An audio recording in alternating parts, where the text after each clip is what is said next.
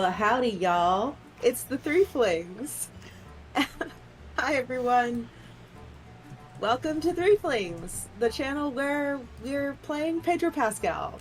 All of us. Every single one of us. Hi.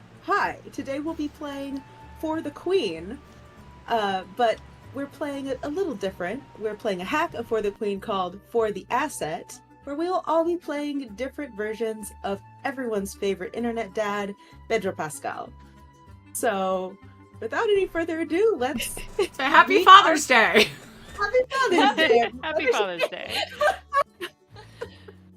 So, we're also raising money. Before I jump into saying who everyone is and getting to meet everybody, I do want to shout out our fundraiser. We are fundraising this month, all month, for the Montana Two-Spirit Society. This weekend is Missoula Pride, and Montana Two-Spirit Society has a BIPOC variety show, on the main stage. So if you're in Montana or anywhere near Missoula, go check that out. It's going to be awesome. And yeah, so go check out. And if you donate, send us a screenshot of your receipt minus all of your personal details, and we'll enter you into a raffle to win some fabulous prizes.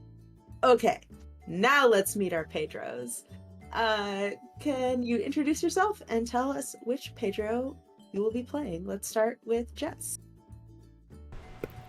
Hello! I have fixed the problem with Nightbot. Thank you, Nightbot. I'm Jess. I'm Angry Nerd Girl down in the chat. And alias Primax, you are complimenting Zan, who's right above my head, for the stream overlay. And yeah, today I am playing Din Djarin, aka Mando, the Mandalorian. I forgot if I was supposed to say anything else. My pronouns are she, her. Mando's pronouns are he, him. Did you say me? Yeah. Oh god, the Two-Spirit Society's website just freaked out for a second. Hi, my name is Ink. My pronouns are they, them, and tonight I am playing your favorite video game dad who no one knows has a last name, Joel Last of Us. Hello. We have, of course, lots of Pedro to be held, and fun fact for all of y'all, this is the only media I've seen of Pedro in it, so yay. And that's not true. You've seen him on SNL. Okay, but that's not a Pedro Pascal in one of his career things. I'm very excited for Gay Cowboy Movie though. I'm excited for Gay Cowboy Movie. Alright, so hi, I'm Zan, and tonight I will be playing our favorite omnisexual disaster, Oberyn Martell. Yeah. I got stuck on the omnisexual disaster and forgot about everything else. From Westeros's version of Spain / all of the Middle East. yes. It's like if you hadn't guessed, from Game of Thrones, and just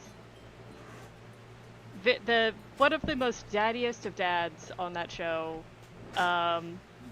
and he died a very troubling, gruesome death, but it was for a good cause. Girl dad vibes. The music just popped in with a little tavern jam, and you're he died a gruesome death. Yay! And I'm Kristina.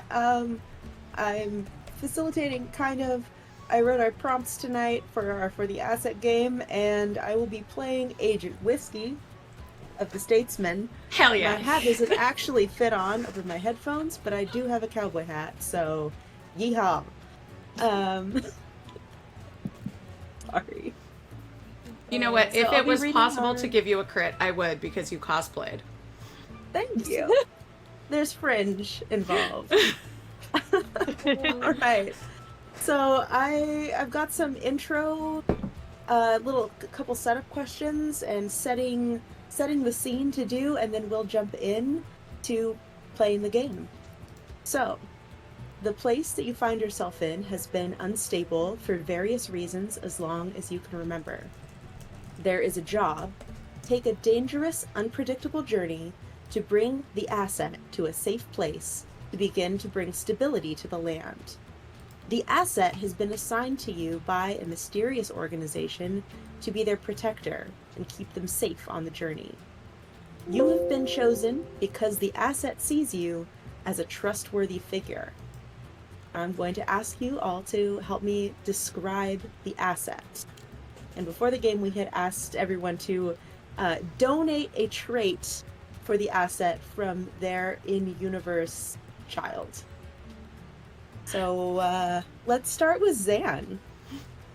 So let's go the other way. I think the trait would have to be dangerous when provoked. Excellent. Because all of my little sand snakes have a bite. Awesome. And 8. Okay. I was thinking about this for a while, and then I'm like, oh, I have the most obvious one. This, our asset is inexplicably in love with making terrible puns at the worst time. Love it. Puns. And Jess. Oh. I'm trying to think, because I can't say that the asset is silent. I'm going to say the asset is beloved by everyone who sees them. They all want to hold the asset. They love soup. They do love soup too. Frogs. Oh, that could come up with some very, very vulnerable. Oh, you know what? I'll say the that. asset doesn't want to be held. The asset is insatiably hungry. That's what I'll say. The asset always wants to eat. The soup.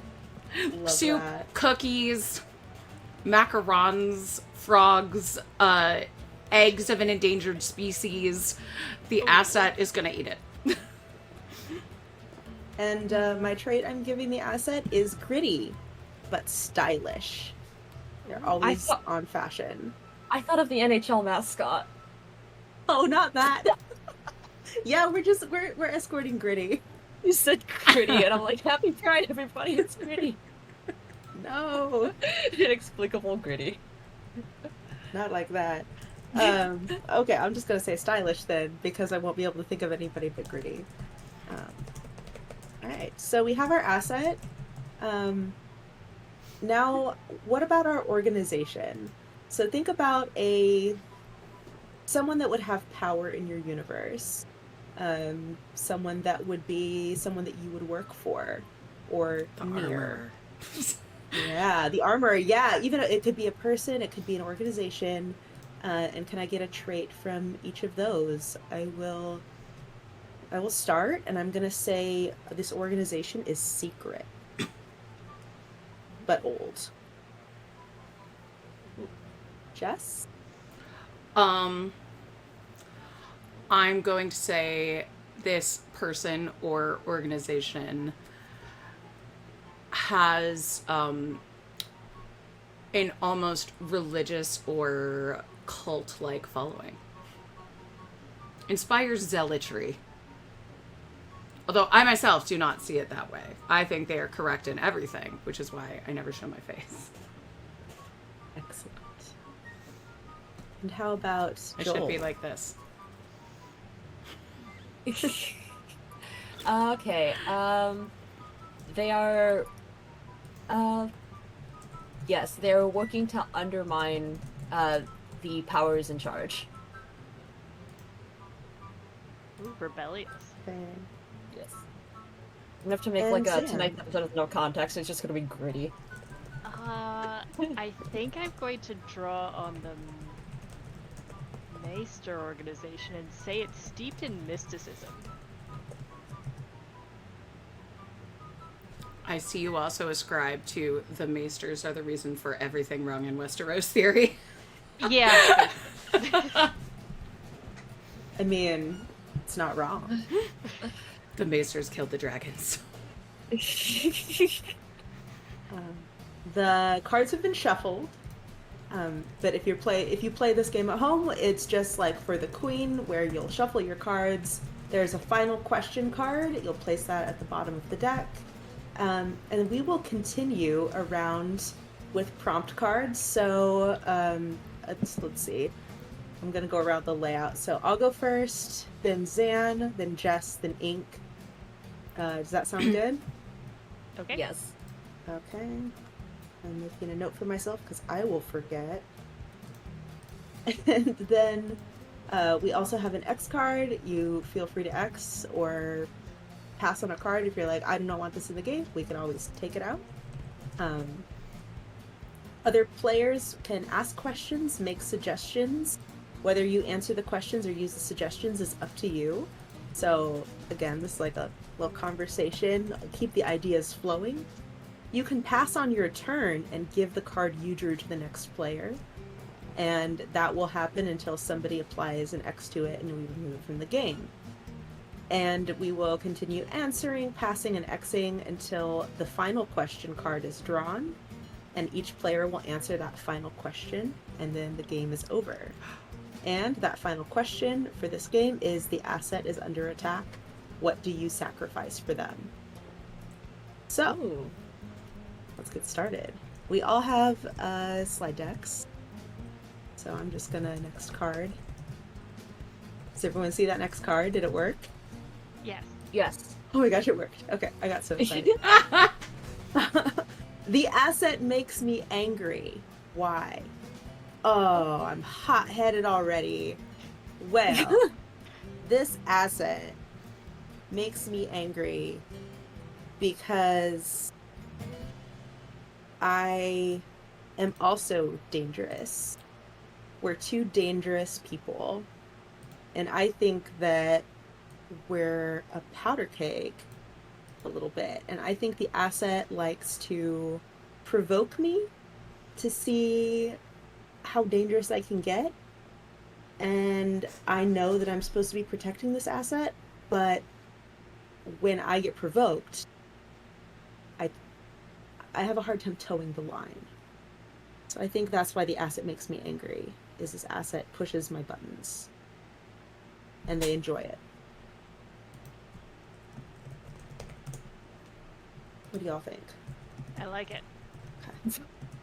Gritty. Not goody, gritty. Gritty. I'm trying to think of a time. I think there was a time when we were on the road and we had to be quiet. And the asset was really like, hey, you know, we've got to, maybe we should have a duel. We should have a duel. And kept really bugging me about a duel. And ended up like, fine, we'll do a duel. And everyone else is like, you can't have a duel right now. You're supposed to be quiet. Oh my god. And we ended up fighting. And it was dangerous and stupid. But we did it anyway. Okay. So I choose the next card. Yes. Oh, you suspect this journey isn't just about diplomatic negotiations. What else do you believe is going on, and why? Ooh. That's a good question. Is this diplomatic negotiations? Such a good question for Oberyn, too. Or, It is. It's a good question. is this going to end up being an assassination attempt? Because I know we have a rebellious faction that's funding this, and our asset is dangerous, yet unassuming. Is my asset going to kill someone at our destination? Ooh. Be a very powerful young person. Yes, it's always about assassination.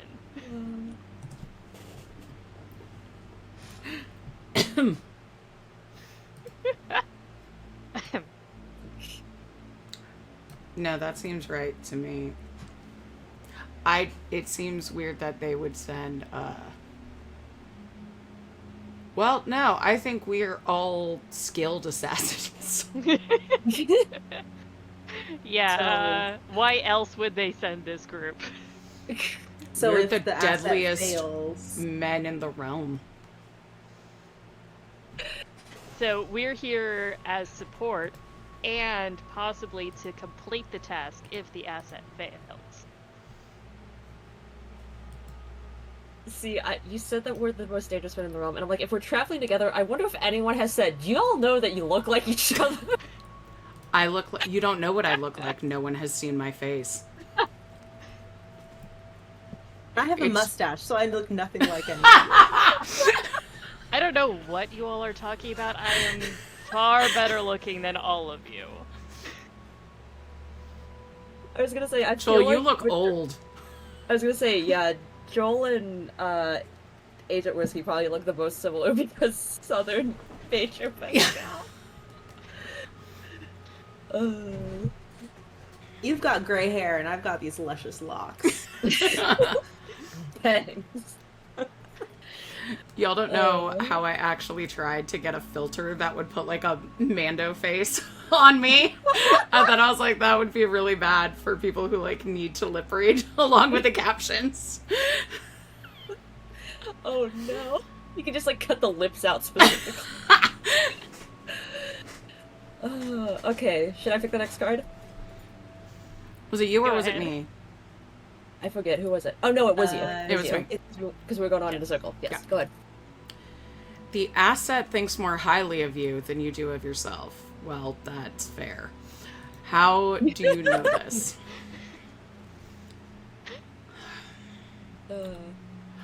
I think it would be hard for anyone to think less highly or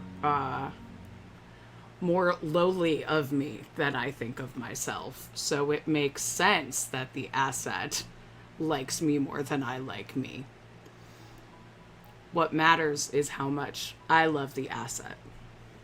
You really said I'm a red flag. If you like me, that's your problem.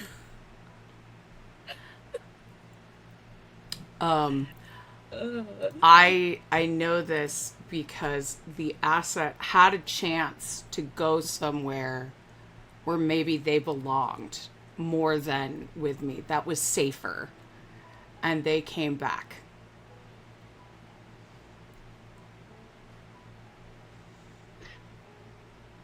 Kristina, Mandalorian fan, going to cry. I'm emotional. It happened in another shittier show, but they still came back. And yeah, that's Tearful love right reunion. there. Yep. So beautiful. The Meanwhile, asset- I'm here like, haven't seen it. Sorry. Grogu picked Mando over Luke. It was really beautiful. It's a shame it happened on Book of Boba Fett instead of on The Mandalorian. Every time people say shit about Luke Skywalker, I always think of the tweet where it's like Luke and the gay little frog on Dagobah or whatever the hell it is, and then I thought about you said Grogu eating frogs, and I'm like, not that. Oh, that's really Luke cute, and though. his Chanel boots. It's okay, Mr. Skywalker. I saw your Chanel. Happy Pride! Yes. Happy Pride to Luke Skywalker. Truly. The asset reminds Agent Whiskey. Reminds me of someone I used to care for. Wait, was it Ink's turn? Oh, it's Ink's Yes. turn. Oh my god, I'm so sorry. No, you're fine. I can still use the same card. Okay, so it reminds me of someone you used to care for. Who is it? Do I really have to say Sarah, or is that obvious? You could say your daughter. I was gonna say, yeah, Sarah, baby girl, sorry. Baby girl. R.I.P. Sarah. R.I.P. Sarah, I love you very much. Sarah, you wanted to make pancakes, and I'm really glad you didn't, thank you. Sarah, I'm so glad you forgot the cake. Oh, yes, truly. Because I don't know what I'd do without this man here by my side. Who may or may not look like me. It's like a crime lineup, and it's like 4 people that look exactly the fucking same. The same height and everything. Yeah. Okay. Well, this is thematic. I'm pulling all the like you're a piece of shit cards. Uh, what do you do to disappoint the asset on this journey? Um, I think I get too big for my boots. Imagine that. Uh, Boots that big from Texas, really? these are statesman leather issues. Uh, I think yeah, I get too big for my boots, and I think that I found a shortcut. I found a shortcut, and we're gonna take the shortcut. Gall darn it! And we take the shortcut and end up getting lost. We get lost in a horrible swamp, and our cart sinks a little bit, and it takes a whole day to pull that shit out of the mud. And my boots get dirty. Oh, not the leather. I know. It's terrible. Not the leather. Yeah, I am definitely supervising the cart removal. Just You don't want to get those pretty robes oh messy. no, they're worth more than all of you combined. That's excellent.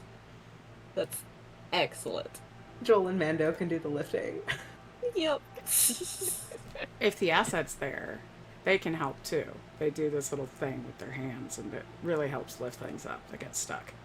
Sometimes. They do it with like frogs more often than anything else, but you know. Is that how they're going to be? Is that what they're going to use to assassinate whoever we're bringing them to? I was gonna say, are there frogs in the swamp? Are they just like swamp bending these frogs? Yes. Excellent. Swamp bedding them right into their mouth. Excellent. I love that. Good for them. Like, don't we at least want to make sure that the frogs are cooked first? I guess not.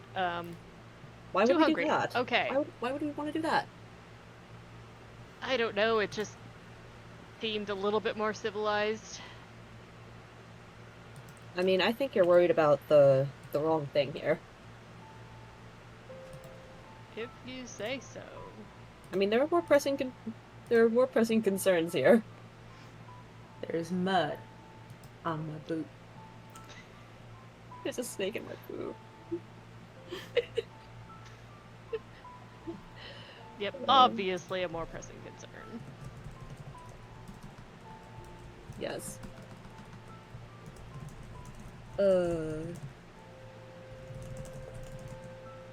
Zan, do you want to pull a card? Sure, sorry. Yeah, good. Oh, what makes the asset annoying in your eyes?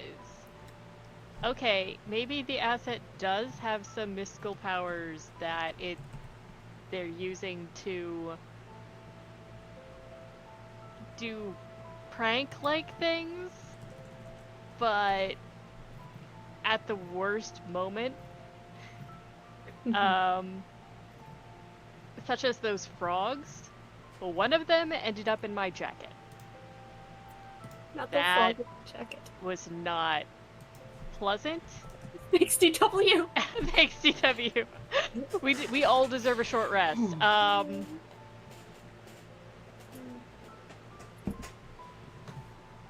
But yeah, so pranks, and the asset ended up in my jacket, and then the asset ended up going after the frog because the asset was hungry. Hungry. Yeah. No, the always hungry thing is starting to also probably annoy me a bit. Turns out Because children expensive to feed. not only expensive to feed, but I don't even have time to like properly cook the meals. And then the asset just eats them, and I'm just like, you might get sick, and while they never get sick, somehow I feel like I'm doing a bad job. Somehow I am a bad father for this. Yes.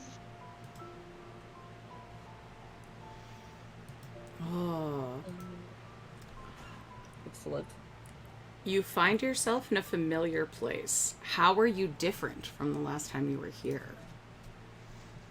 Ooh. Obviously, I'm a father now. So I have to, I can't just take any job just because it pays. I have to make sure that, the child is safe and secured, and that before I didn't really care so much if I died on a mission. But now it matters because I've got a little one to take care of. And I know, like, other people will take care of the asset even if I fall, but at the end of the day, like, I'm his daddy. So good. Oh, very good. Also, hello, DW. Thank you. Thank you so much for the short rest. I appreciate it endlessly. Oh, okay. When was the last time you showed the asset vulnerability? I will, of course, come back to very much just trying to have, like, a normal conversation. Of course, I was gonna say Joel is very much like a person where he's like, I don't want to talk to you unless I have to, especially when I don't know you people. But I can imagine it is probably very much a moment of either a terrible joke or a thing that the asset says that reminds him of Sarah in some capacity. And then has like a minute of like, hold on, I'm sorry, say it again, run it back.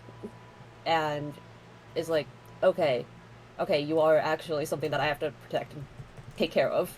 And I'm not going to admit that to you, but you know that now. You don't get to know shit. Yeah, I don't know why anyone wouldn't want to talk to me. Just saying. You've got excellent vibes, Andrew. Yep. So the asset knows about Sarah? I can imagine, yes, in some capacity. It's tieflings.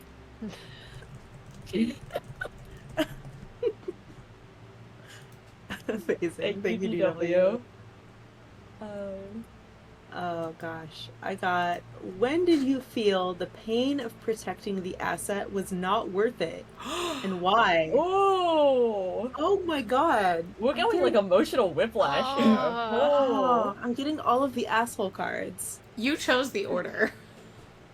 This is random. I was gonna say, if you shuffle the deck, no you don't. Yeah, that's I fair. shuffled. Okay. This is random. This is the system punishing you for something. Yeah, they're like, you wrote wow. this. Your vibes are rancid, bro. Yeah, well, his vibes are pretty rancid. I felt the pain of protecting the asset was not worth it. I think it was a night when I was on watch, and I just kept getting bombarded with stuff. Like, I wasn't supposed to be on watch. I was supposed to be the one who got to sleep tonight, but no, something happened, and Mando had to be off with the asset, doing some sort of emotional thing, and whatever. And so I'm out here in the cold on watch when I should be in the tent sleeping. And I'm just thinking, like, what is this for? I thought this was like a peacemaking mission. Turns out it's an assassination mission. If I had known it was an assassination mission, like, they could have just paid me to do it, because I would have done it better than this random magic tiny person who makes puns and eats food and just makes a mess of things. Like, why don't they just hire us? The four of us, why does it have to be this asset? Somehow I feel like they did hire us indirectly. This is true. It's true. Yeah. I just think I'm just like, why does this have to be so hard? This is way harder than it has to be. That's why it's not worth it.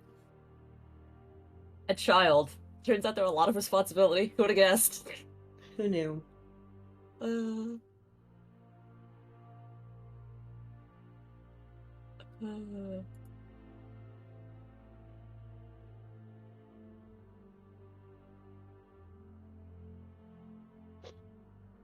All right. So, my turn next.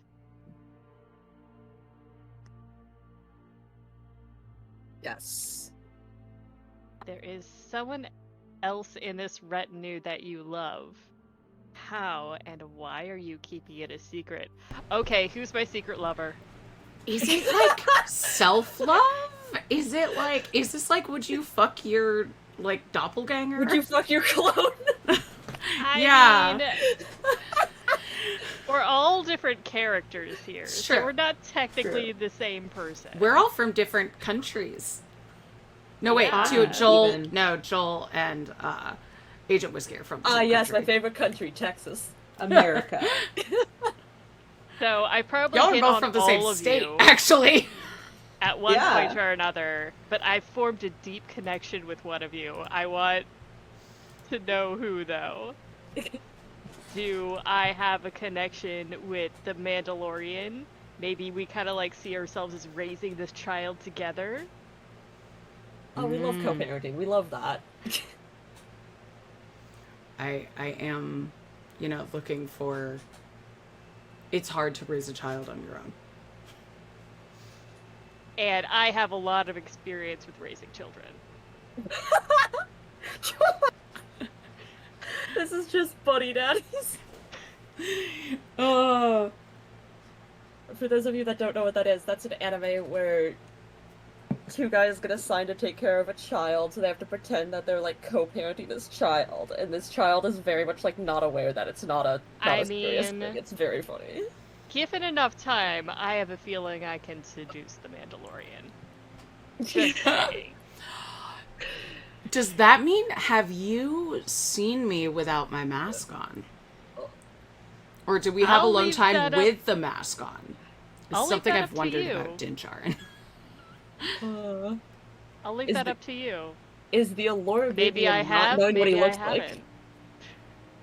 I mean, I could just consider the helmet hot. Let's just put that out there. Let's say that. Let's say that's part of the kinkiness for Oberyn, It's- is that the mask Yeah. stays on. Maybe eventually That's we'll get to a sucks. point in our relationship where you reveal your face, but maybe not at this point. And I've only taken it off twice. And they were both for the asset. I thought you were gonna say like for a shower. Oh god, no, 3 times. Yeah, but once was to have it healed by a robot, and that didn't count because it wasn't another person seeing my face. It's a dumbass rule. Out of character. That's a dumbass rule. I mean, if you're wanted that badly in certain places across the universe, I feel like it's a good rule of thumb. But their armor stands out. It's just like the religion thing. Like, nobody can see you without your mask. Yeah, it's supposed to be a personal thing. Yeah, it's like their faith. I was gonna say, maybe he's just self-conscious. Just let him have a little moment. This is the way. This is the way. All right. All How right. and why are you keeping it a secret? And Oh. does the Victorian know that you love him? Oh, he doesn't know yet. I plan on seducing him first, completely, before telling him about my feelings. It's Because like the sex is the easy part. Mm. you really did the inverse of the Joel. I think I'm hiding it really well that I don't like this, and you're like, I think I'm hiding it really well that I really like him, and you're not. All know, we all know that you have this massive crush, and we're just like, Why don't you come to my bedroom? you think you're being subtle, and you're like bending over.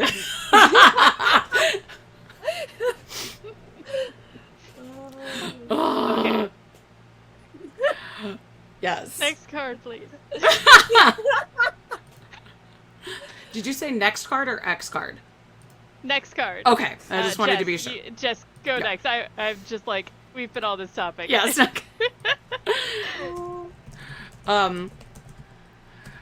So, the asset got mad at you once.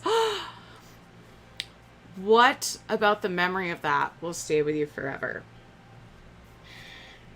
Oh my gosh, heartbreaking. I'm gonna say, because I could do a silly thing or like a for real thing. The silly thing would be when I made the asset come out of the mech suit it was enjoying and had to ground the asset. But the for real thing would be once the asset was actually multiple times the asset was abducted and it took me longer to get to the asset than I wanted to. And the asset at one point thought that I wasn't coming. And that broke my heart, less than them being mad, because I knew that they weren't as mad as they were afraid that I had let them down and disappointed that I couldn't get there sooner. You really just described like an episode of The Mandalorian and The Last of Us. You did both at the same time.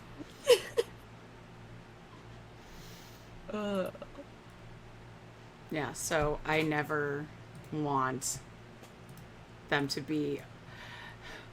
Part of me knows, like, I never want them to be away from me or alone again. But I know that I can't do that because, you know, they have to grow up and, like, figure things out on their own. But also, I never want them to feel that way. So I'm always going to keep an eye on them, even if they don't think I'm watching. I'm maybe a little bit overprotective.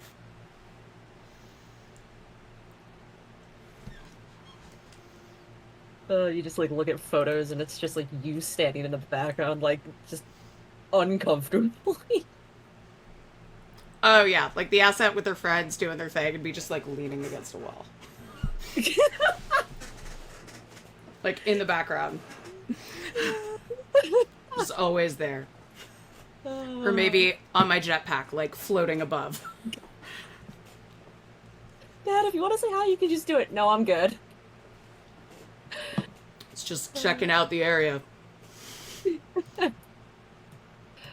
Okay.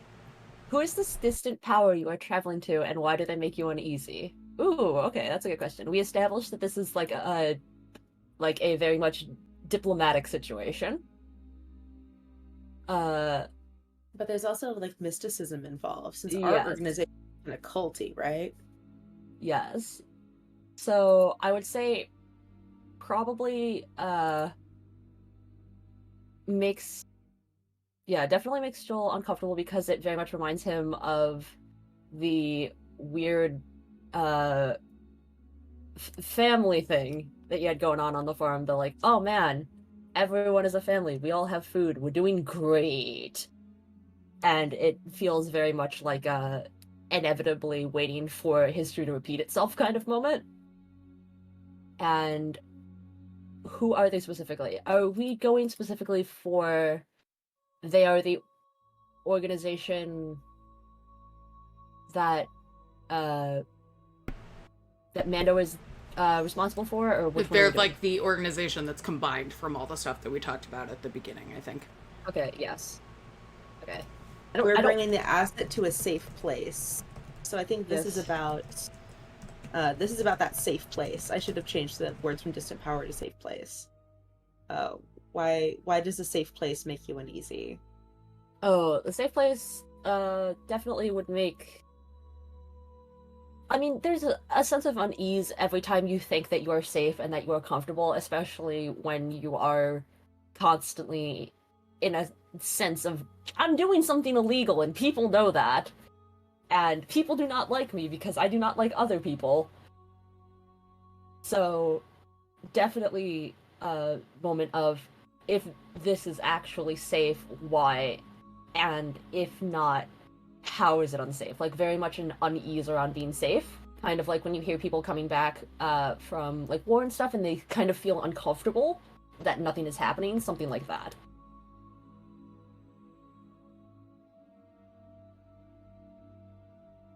I think all of us would probably identify with that too. Like the kind of pastoral quiet thing would be like weird. Yeah, no, it's gone far too long without someone I know dying. Feels kind of weird. George has taken a bathroom break.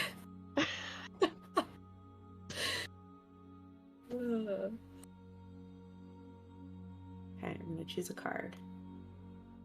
The asset trusts me, but no one else in the organization does. Why? Because I'm a raging asshole. I'm showboaty. I put everyone in danger for the gram. Like, I'm always like, hey, let's do this thing. I like, if we're in a place with like hot people, I hit on them poorly. I get us kicked out of bars. Like, I have a lasso on my hip and think it's cool. Big Why iron do on you his hip. always have to be the center of attention? Yeah. I mean, why can't it be me? Do people not trust you because you wear sunglasses indoors? Hey, these are for a medical reason. I don't know. Jess, we can't hear you. So I hit my mute button. You know, Whiskey, you can never have enough weapons on you. So I think a lasso on the hip is perfectly legitimate. Really, though? Thank you. Thank you. He understands. I mean, if you didn't have a lasso and a shield and about 16 guns and some singing birds and about 12 daggers, I would think you were underprepared. Yeah, I definitely don't just have a gun. Yeah, just immediately starts to find out where I can find birds. What? Whistling Jill's birds, like, that's I it. made this. Joel's like, I made this shit from scissors and tape.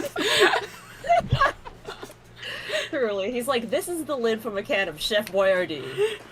This is what I have. I killed 6 people with it. Yep, it's that scene from the Great Pumpkin Charlie Brown where it's like, I got a full-size candy bar, I got a full-size Jolly Rancher, I got a rock. God, I remember being so sparing with my shivs in The Last of Us because they break after like 1 or 2 uses depending on what you use them for. And then when you finally get to play as Ellie and she has an actual knife that like lasts, and I was like, Ellie, what the fuck are you doing with this knife? Give it to me. And that entire time she's like, I want a gun, and you're like, no, I will continue to use these things that are going to break and impale my hand one day, but you do not get a You gun. do not get a gun. You were a child. Hide in the trash can. There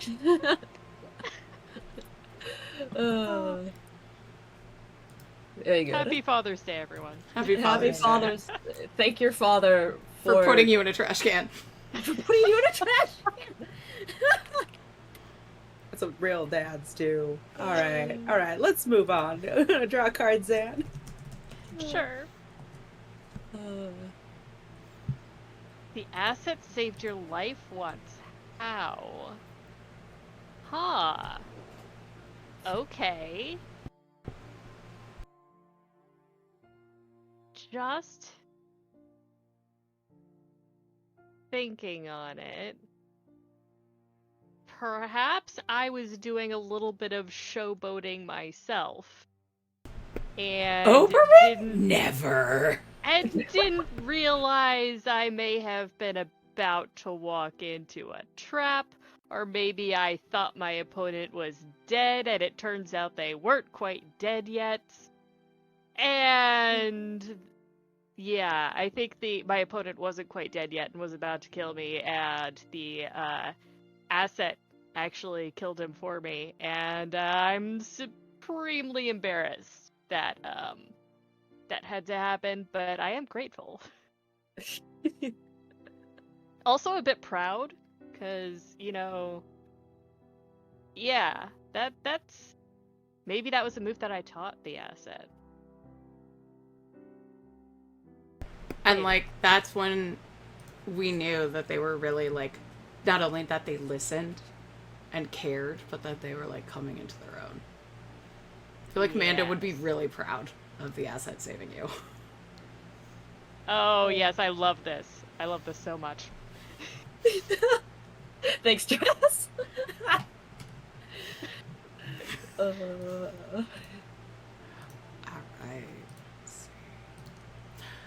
Oh, that's just a lie. Sorry, you are considered weak by almost everyone you meet. How does the asset make you question that perception? Maybe it's like weak in some way. Maybe. Yeah. Maybe it's social skills. I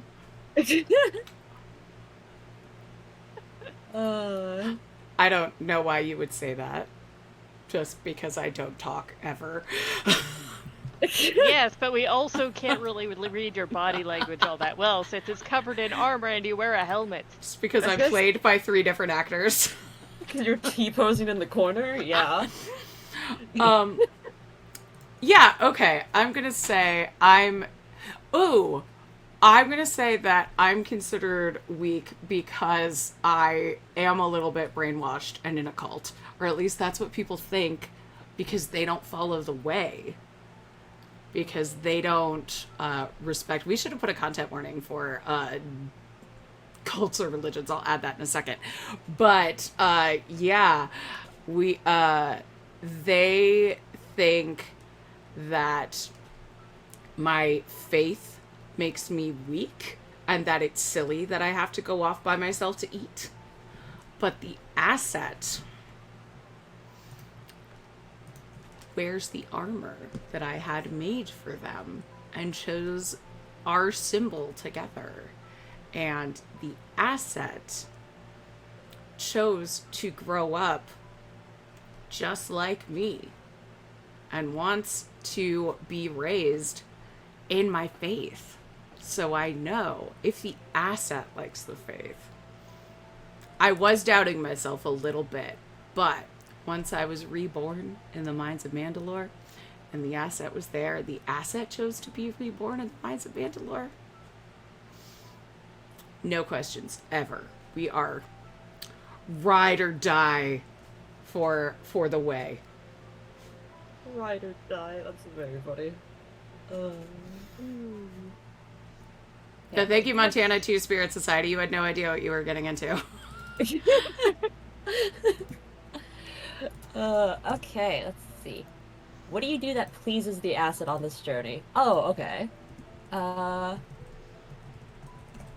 That's a great question. I mean, I could say that there is definitely a joy in the fact that, you know, I'm keeping them alive, which is something that is not necessarily always at the forefront of people's minds. But I think generally just, you know, treating them like an individual is probably something that is very unusual and not something that they're used to. Again, very much like originally this very much felt like you are a piece of cargo and now I am actually acknowledging you as a human being, or whatever you are, and that is something that is very important.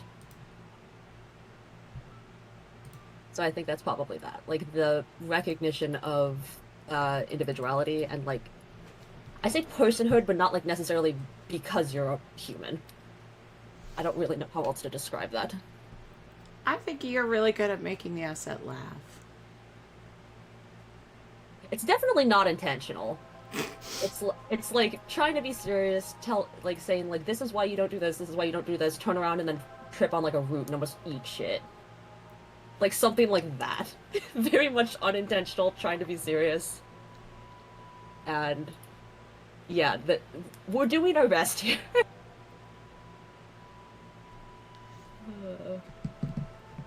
Definitely doing the best we can. Yes. I've never made the asset laugh. That's pretty neat that you can do it so regularly, even if it's unintentional.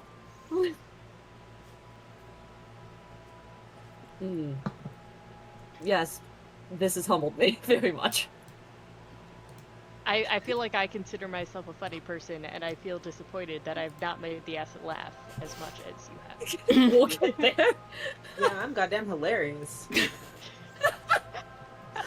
This is the way. This is like 4 people competing to see who has the worst dad joke that their child actually laughs. It's like what this feels like. And the poor assets just like sitting in the back like, oh my god. just literally like, oh. Okay, I think it's yours, Kristina. Yeah, I have what promise did the organization, so our like mystical, secret, culty organization, make to me before this journey? Do you think they'll keep it? Ooh. I think they promised me. I was trying to think of why would this like individualistic person be part of some sort of organization like this. I think he got into it because he wanted some he wanted revenge on something. So he wanted some revenge, he wanted some power to put behind that revenge. So he signed up for this organization not knowing what he was getting himself into, and he wants out. So I think this organization promised me that I can leave after I do this one last job with no repercussions. I don't screw it up. I'm good to go. They won't bother me ever again. And I am doubtful that they'll keep that promise. And I think I'll probably have to keep running from them forever. But I'm ready to do it. Do you think that they would be hoping you'd get attached to the asset and then call the asset in on more jobs? Dragging you along with? Yeah. There How it much is. leverage? How much leverage is this? Yeah, that I'd find community with y'all and I'd like love the asset. That is sneaky. That is some snake behavior. No offense. It's like, it takes a snake to know one. Would you leave the asset if you left us? Like, if you had an out, would you leave? Would you leave the baby? Ooh. I think I would not. I would like So, to see the baby. I would like to see the baby. Mm. I don't think I could leave the asset. But I could leave the organization. And I wonder if both could I have both? I can have both a gun and a lasso. So I don't see why I couldn't have freedom and be the cool uncle who rolls in from Texas, you know? This is the way. Hell yeah. Is that what you say in all situations? I don't think that phrase means what you think it means. Hell yeah? No, this is the way. You like say that in all situations, and I don't think it fits all the time. It fits when it's the way. Uh-huh. Okay. It's just like, why is love blind? Why am I such a person? Why am I morosexual? What's the Spanish for tortilla? Oh my god, Pedro, you're such an idiot. I love that post so much. It's so good. These are good prompts, Kristina. You did a really good job. Yeah, These great. are not all mine. A lot of these are Alex's, just with a few Rescanned. words changed. Yeah. Oh, they're good though. They were good questions. Okay, so it's my turn. Mm-hmm. Yes. Oh, there's a false rumor about your intentions to protect the asset back at the royal court. What is it, and how did it start? I meant organization. Oh, Sorry. I mean, Thought I updated that. back at the I mean, organization. Royal Court works for Oberyn.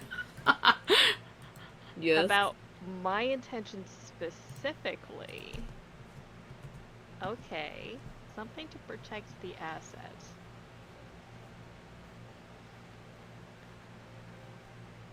Ooh, did they think you're like doing this to look good?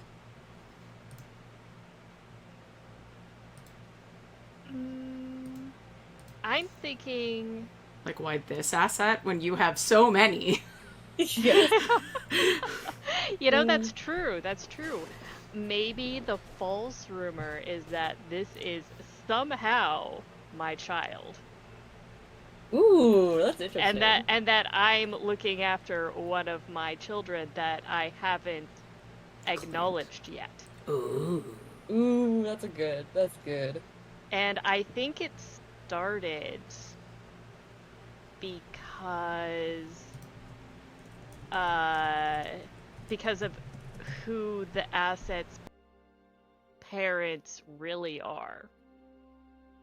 And no one can know that secret, so they put out another scandalous secret to cover that up.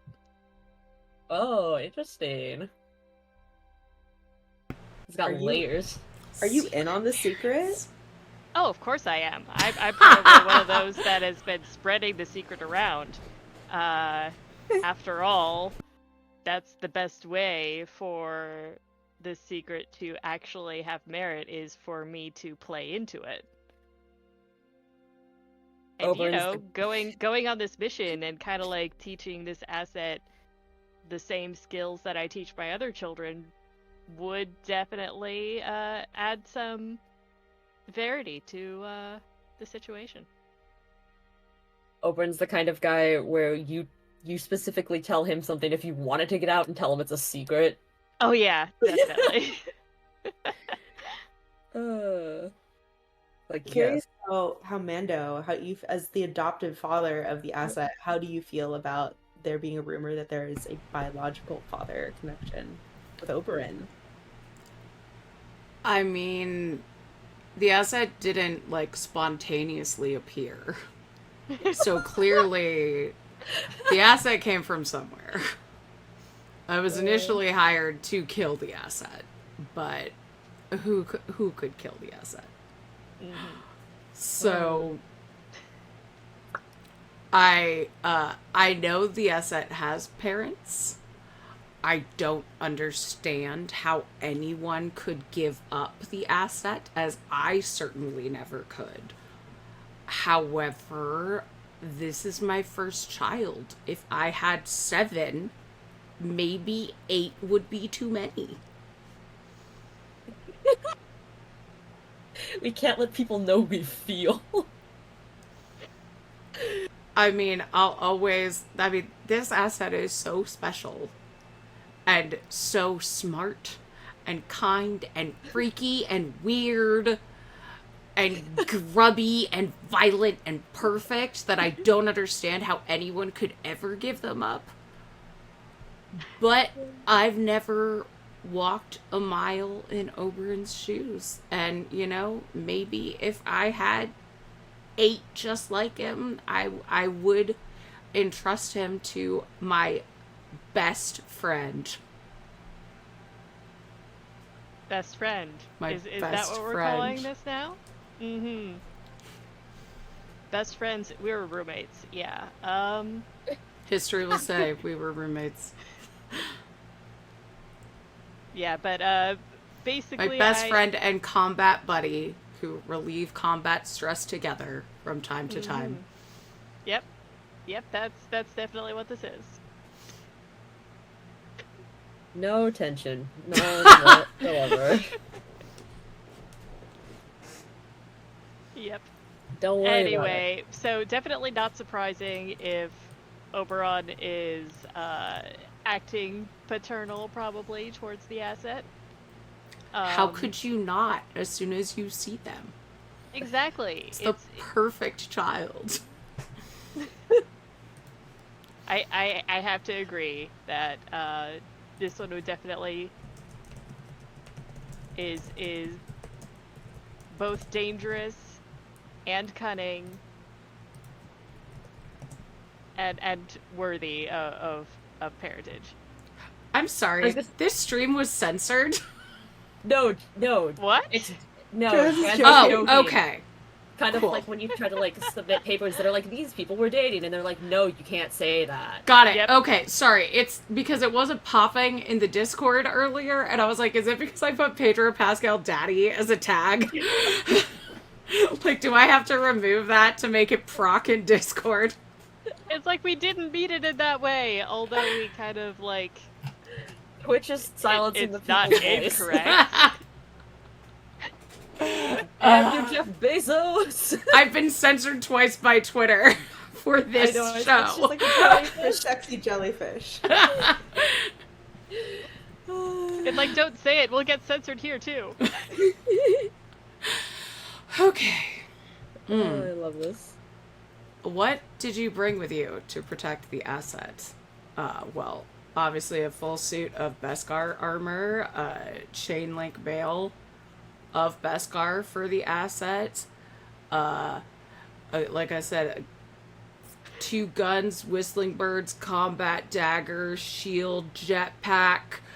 The Razor Crest exploded, so I don't have that anymore. But I do. I think the better question would be, what didn't you bring that you wish you did?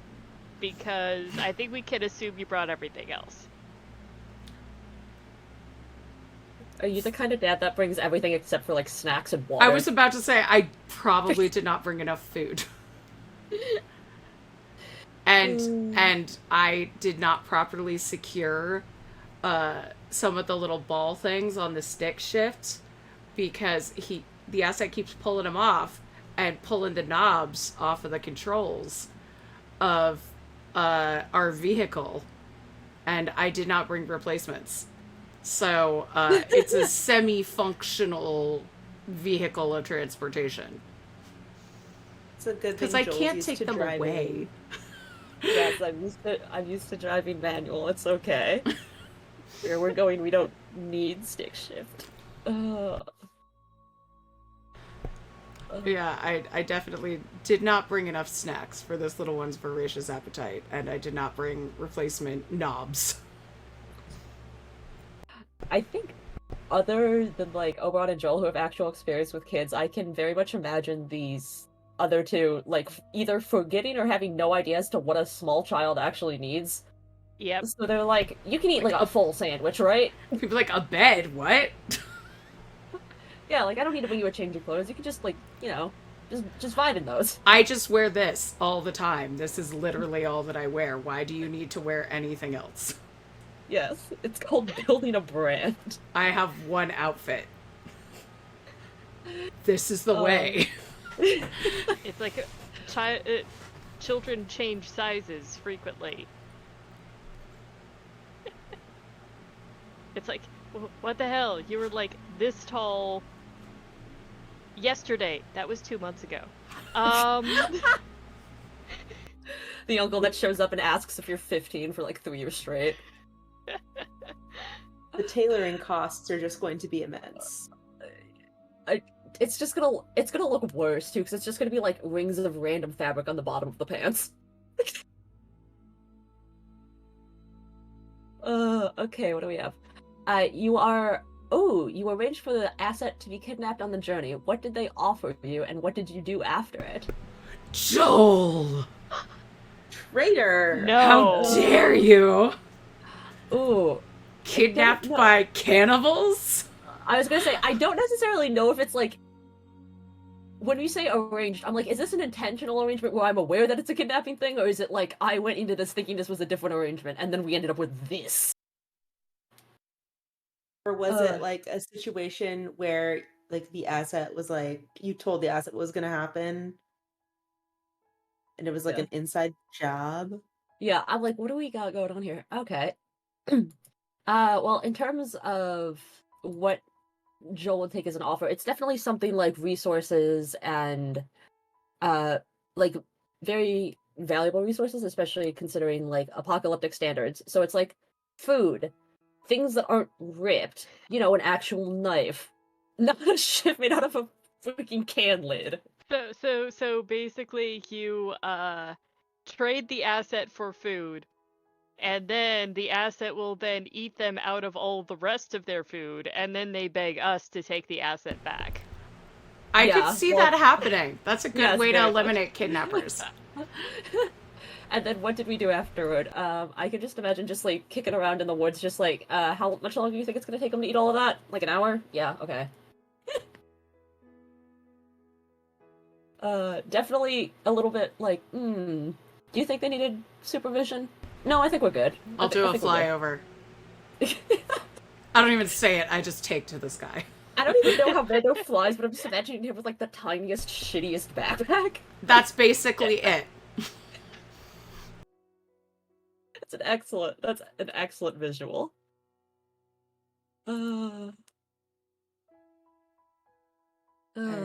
Very I'm good. gonna flip a card here. When was the last time the asset disobeyed you? Oh. I think that we were in a situation where we were outnumbered, and I Ooh. knew that it was going to be a bit of a fight, and I told the asset to stay put while I went to join the fight. And I think they saw Mando get knocked to the ground and rushed in. Sadly, that happens literally all the time. Yes. You see one of your father figures like eat shit, and you're like, oh, well, it's time again. The dandy and why? I am the toughest man in town, ergo, I must be knocked to the ground at the beginning of every fight to prove how tough the enemy is. Yes. I definitely would have been expecting the disobeying of that though, so I probably swooped the asset up. Ooh. Very good. Well, then I just look like a total ding dong for letting the asset be in one Well, place. the thing is though, you told the asset to stay put. You're a person who expects to be obeyed. However, that is a child. The chances of that child obeying is maybe 50-50. I'm used to 20 somethings who want to impress me, so, that's on me, I guess. Thanks for the dad lesson. Yeah. I had expectations. That's my fault. Yeah, I definitely think I would try and do like a dad lecture to the asset and be like, you need to pay attention. Like, this is life and death, and they're just like eating snacks, just like not really paying attention. It's like they're looking at you, but Cool, you can I have a gun? Yeah, exactly. Again, bringing back the Joel is saying something serious, turns around and immediately trips and falls on his face. Mm-hmm. And it's like, this is why I don't listen to you. Yeah, there are definitely different levels of respect for each of us. Absolutely. Okay, whose turn is it? Zan. My turn. Next card. Oh. You saw the asset do something terrible to keep the retinue safe. What was it? Did you come to respect her more or less afterward? Ooh. Yes. You know, those little powers that I thought were just, for lifting things like frogs and stuff, I didn't realize how deadly that power could be. And maybe I was on watch and we were about to be ambushed, and before I could raise the alarm, just all of them were like pushed off a cliff. And I turned around and the asset was right there. I was just like, oh. What you doing there? It's just like, hi there. And then I like look back and forth between it and just like, are there any more out there? Just like, nope. Well, I think you deserve an ice cream.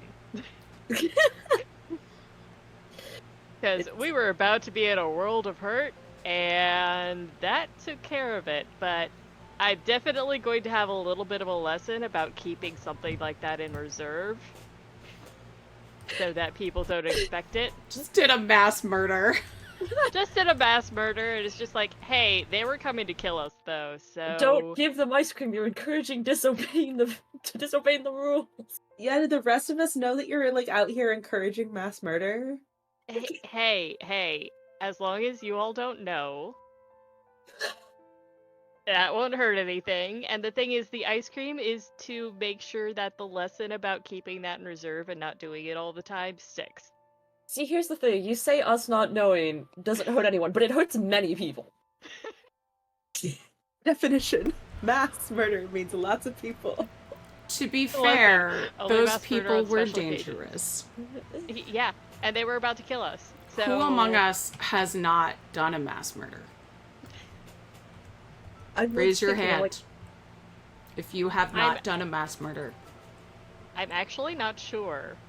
I'm thinking too, because I'm like, cause You used to be a mercenary.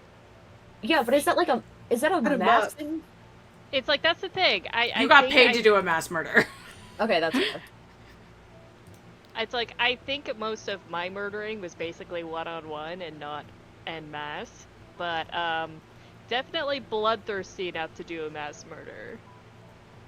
For legal reasons, this is all a joke. Yeah. It's like, we are playing characters that could possibly consider these things. I miss the old days when you could just duel someone. What happened to that? Hell you yeah. know, tried that. It doesn't always work out so well. It's like, often it's great, but not in certain situations. Yeah. Sorry, I kept looking to show in the live chat Discord. There was like a compilation on a Twitter account of all the times in the last season that Mando completely like wiped out in every episode. And I can't find it. I'll look for it later. But it was like every episode just had him like face down on the ground. Here's a thread of the Mandalorian falling. Boom, boom, boom. It's like a fucking 50. It was like, Ed, our man!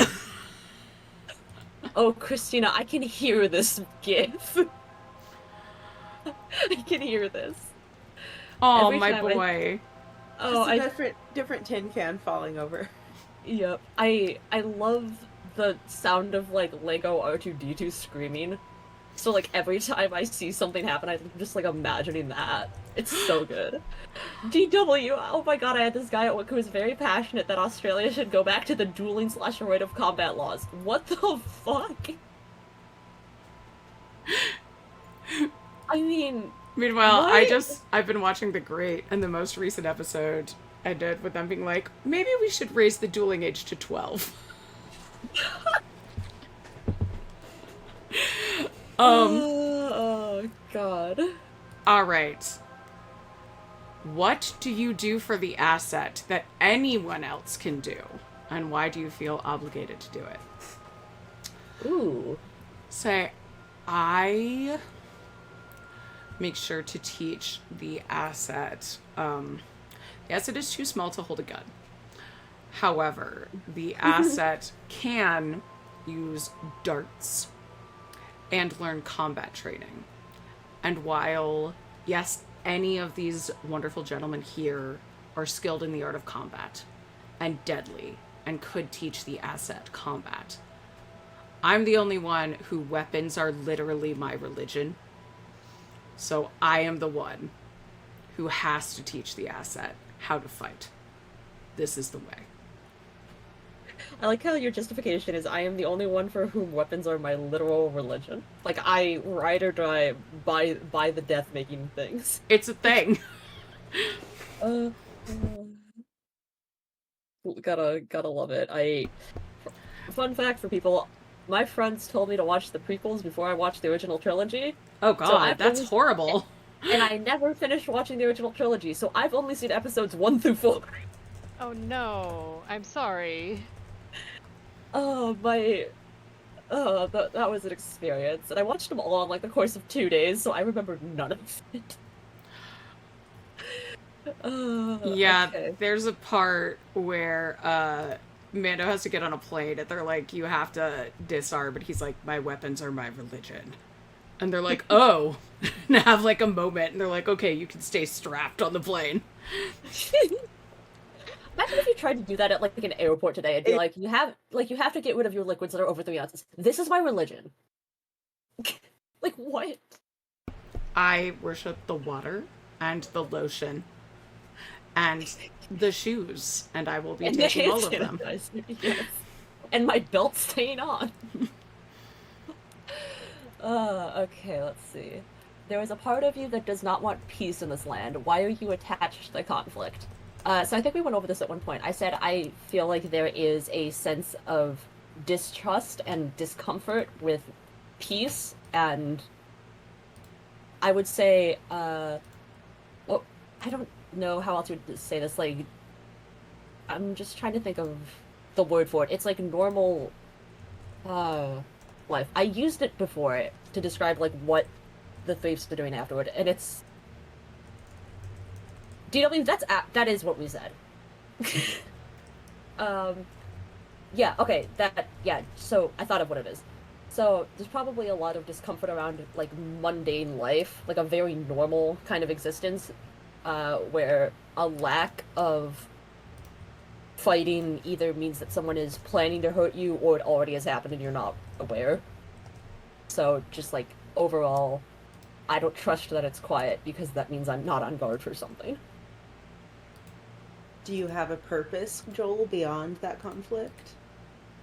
I'm trying to figure this out. Are we gonna, I'm like, are we doing this after, Ellie? Because that would change things. There is no after Ellie. No. Ellie is always. Ellie is always. Yes. I would say probably one of the reasons is just because in my eyes there is always something that can be different and there are always going to be crooked people. So it seems like just letting peace exist is letting those people exist quietly. And that's not it, Chief. That's not it. Oh, not the 1990s Romeo and Juliet. Yes. John Leguizamo. I think Yes, you John mean Leguizamo. yes, John Leguizamo. 1990s absolutely, originally. yeah. I love it. For all of you that have no idea what we're talking about, it's in the Discord. We just gotta Join our give him Patreon. John Leguizamo. Yeah, join our Patreon and get in our Discord. Support of John Leguizamo. Or you could just see us throwing gifts at each other every episode. Yes. I got the asset sometimes asks about your past. How do you respond to that and why? I think at first. Ooh. That is interesting. Ooh. Because the asset also reminds me of somebody that I used to protect. I feel like we would all have very different answers to that question. Yeah, Yeah. This is a good question. Yeah, I don't like to talk about my past. I like to focus on tomorrow, the horizon. What's coming up for Agent Whiskey? Like, we're not talking about the past. Because if we talk about the past, we talk about all the mistakes you made. And going forward, you're not going to make those mistakes again. So in order to be a curious person and a learner, we don't look at that. We forget about the past. I would probably switch somehow talking about like, oh, you know what I would do? I would make up fantastical stories. I'd be like, there was this time at the San Amarillo Rodeo where I rode the Bronco that everyone said nobody can ride this Bronco, nobody can tame this here stallion. And I rode that Bronco. I rode that Bronco all the way around the rodeo, and I rode it all the way out of town, and they never saw me again. That's Cool what I would do. It's like, cool story, Dad. How were you in high school? Yeah, and I think that's why the asset asks me about my past, is because I get all freaked out and then make up a really dumb story. Since you said everyone would have different answers, Yeah. what would be other answers? What do you think other people would? Ooh. I would have no problem telling the asset about my past. I would definitely amend things to be a bit more child-friendly in some cases. But I would definitely tell the asset about my daughters and like some of the antics they got up to and how I think they would get along with my family, and maybe they could meet after the mission. If the asset asked about my past, I would probably only answer if I could make it into a lesson. So if we went somewhere and I was like, hey, pay attention to your surroundings because a Mandalorian always has to know how to find their way home. Or, like, this is where I grew up and this is where they destroyed my home. Never forget. So, that kind of thing. So I wouldn't maybe answer the question if, like, they were like, what did you do before you found me? I'd probably just be like, this and that stuff. But would seeds, just worked and followed the code, the creed. Sorry, followed the creed. But, yeah, would seed info about my past in, like, little life lessons to help the asset learn the way. Just reads as, what? Tell me about your past. Several people are typing. Assuming this is after everything happens in, like, the first game / first season of the show, it's very much probably I will recount it to you.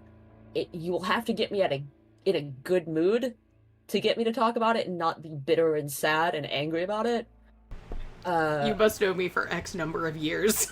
Yes, you need to know me for this amount of time to unlock my tragic backstory.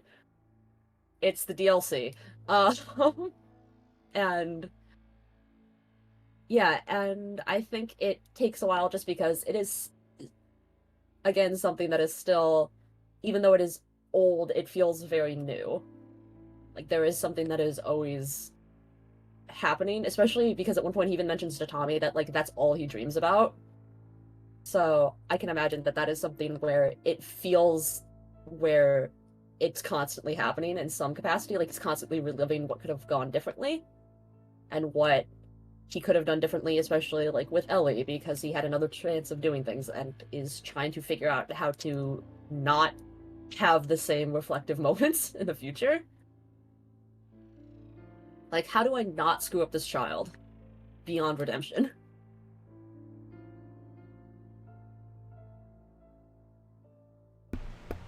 No, I want to cry.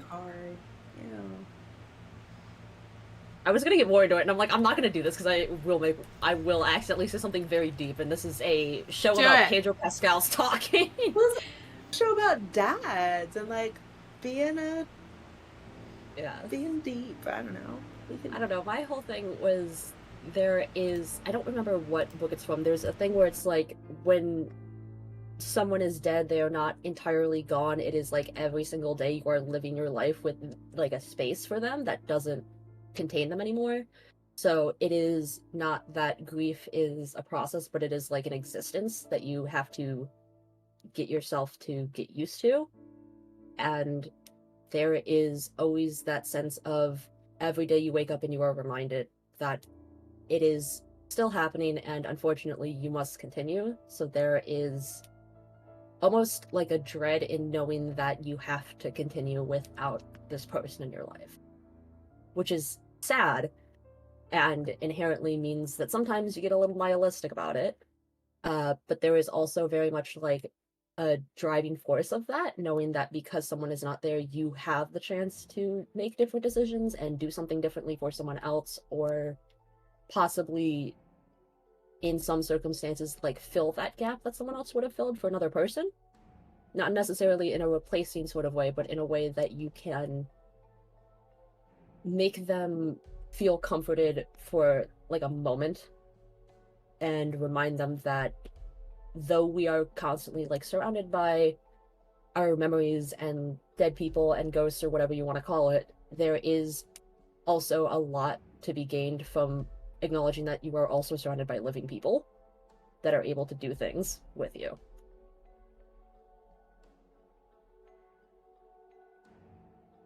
That's my story. Anyway, I love the idea of all of them sitting around the campfire and then just Joel just dropping the most devastating, the monologue, absolutely devastating truth bomb, and all of them just like, holy shit.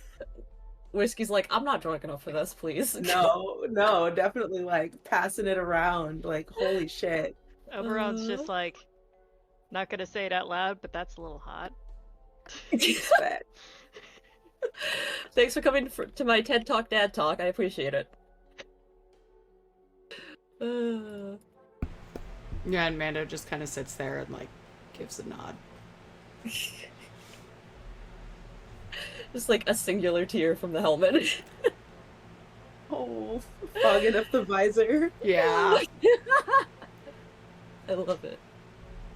Okay. Zan, I think you are the next card. Zan. Really? Aren't you next? Wait, no, it is you. Kristina? It is you, because I pulled the... No, wait, no, because Kristina I pulled pulled it. past, and we all Oh, that's right. answered We all just anyway. answered answered. it. Okay. That's right. I just asked y'all to answer it because you can do that in this game. You can. Yeah. You can pass on a card. You can do whatever. For the Queen is very good for that. Ooh. The asset knows something about you that no one else does. What is it? That's an excellent question.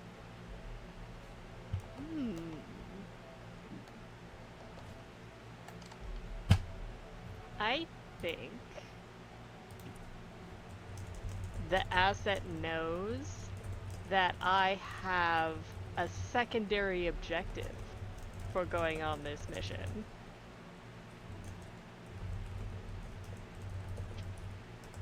What is that secondary objective, Oberon? I mean, it's gotta be an assassination, right? I think It could also be a diplomacy for your big brother and Dorn in general. You're not just a murderer. You're a That's second true. son. But that's less fun.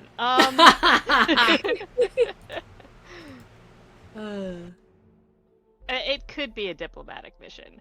But maybe if the diplomacy doesn't go well, I have been tasked with, you know, making sure the diplomacy goes well. Your secondary goal is to find someone that you can hold an interesting conversation with. Yeah. Probably something for my brother.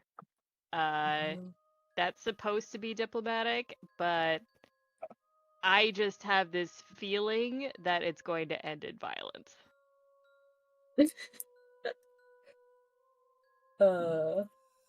Just like, I'm not coming in here with the intention of it being a fight, but if that's how you interpret this, I have no choice.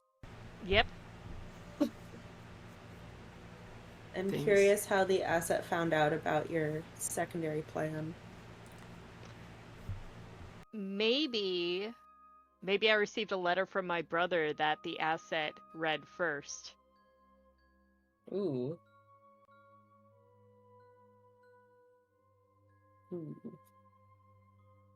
Little scamp. Little scamp. Little sneaky scamp. Those skills will serve you well later. I'm curious. I just threw this in chat for some reason instead of asking you.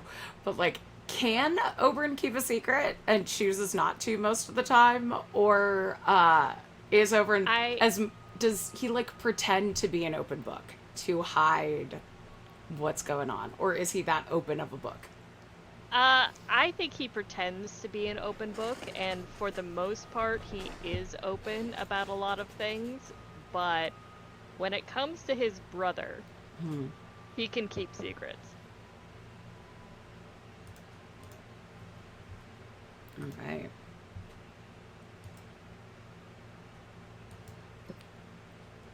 Let's see. And it used to be also when it comes to his sister, but Alright. yeah, that's a sore point. Yeah. How do you feel about your sister, Oberyn? Rage over sadness, despair.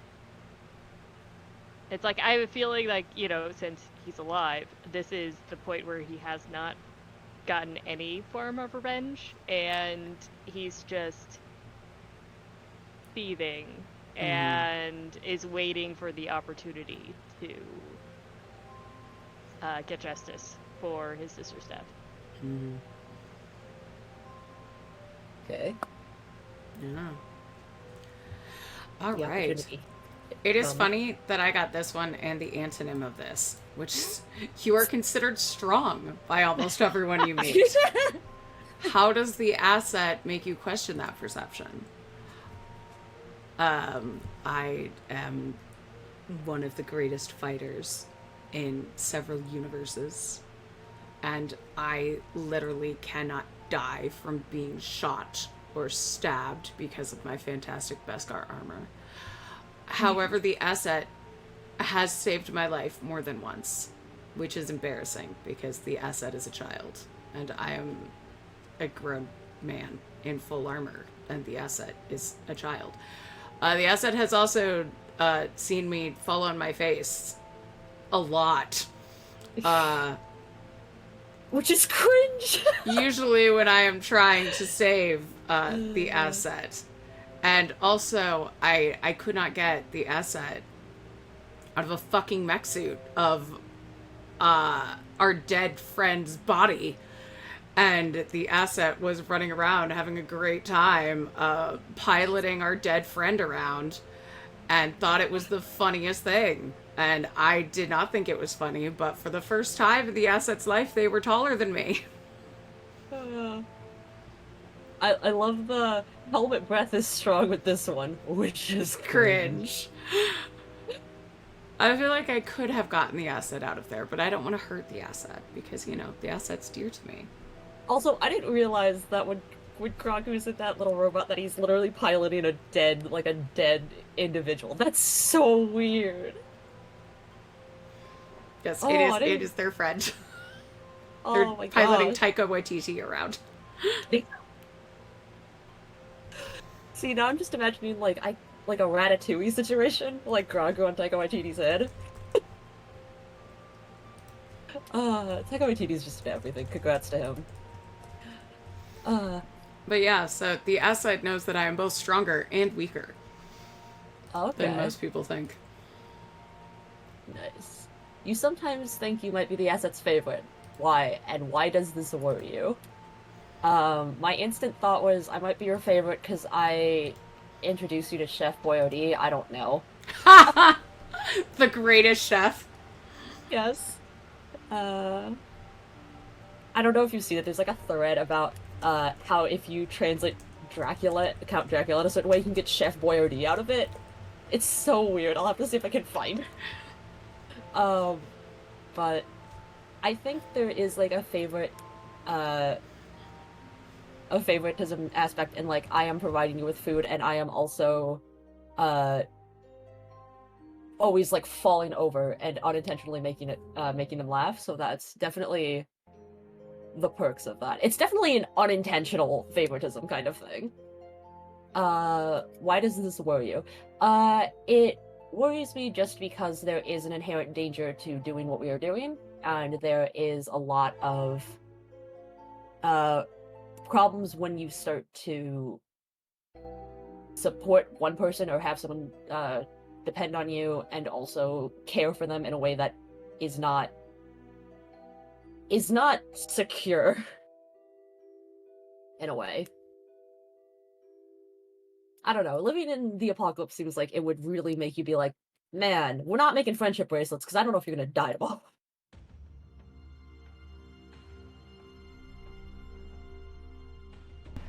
No, when he sells drugs and is like, I need the Ziploc bag back, that was when I was like, oh. In the first episode, because like, highlights what's precious. Yep. For sure. It's precious, the plastic bag. Okay, I think it's Kristina. Yeah. Why do you think the asset requested to bring you on this journey? Ooh. I think that since we established that the asset is like the only one in the organization who trusts me, I think the asset believes that they're protecting me by bringing me along. Because if they left me behind, I would have grandstanded, made some sort of ass of myself, and ended up getting killed. And I think That doesn't sound like Agent Whiskey at all. No, definitely not. I would have survived. I'm saving you from yourself, kind of thing. Yeah, and I think that's why I don't really fit like the asset. Yeah, like I'm here not for the asset's protection, but for my own protection. And I don't think that he knows it really. I think it's really crossed his little mind yet. That's why he's here, but I definitely think that he feels like, oh, I don't really fit. This is a little different. We love a good moment of reflection. Why am I here? It doesn't matter. Let's just go. Let's just It's go. it's that moment in the Barbie trailer where she's like, "You ever think about dying?" and everyone just stops and like stares at her. Yes, that is Agent Whiskey, 100%. That's amazing. Oh. Huh. I just pulled my card. You lost the asset once. How did they find you again? And how do you feel about the experience?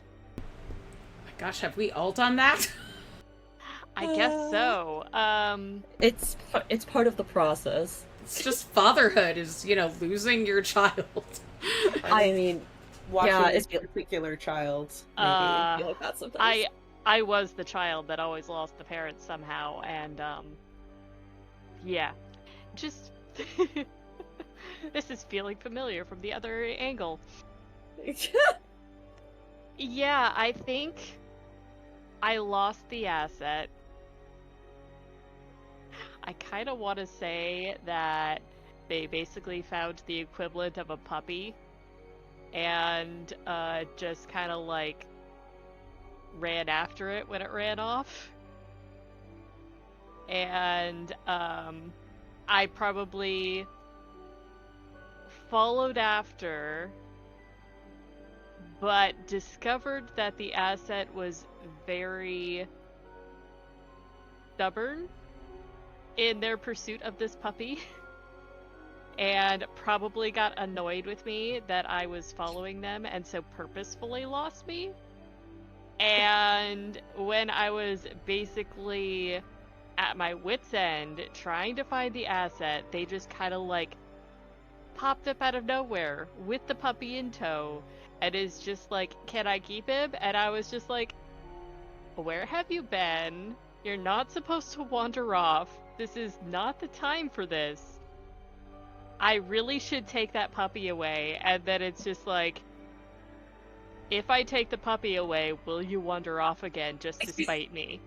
And it's just like, "Yes." And it's just like, "Fine, you can keep the puppy, but we're going to teach you how to take care of it." You cannot take care of yourself, but a dog we could teach you. Right, so now we've got a dog. Yep. Hell yeah. And so I basically bring this child and the dog back, and I go, Mando, I think this small creature is also going to need armor. A dog in armor? I thought the frogs were already enough. Did they try to eat the dog? No, they want to keep the dog. To eat later? No, they never save food for later. Okay, it's a pet.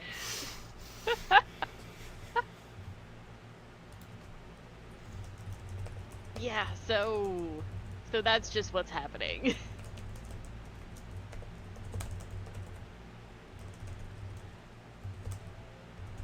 Okay. I can talk to the armorer and see.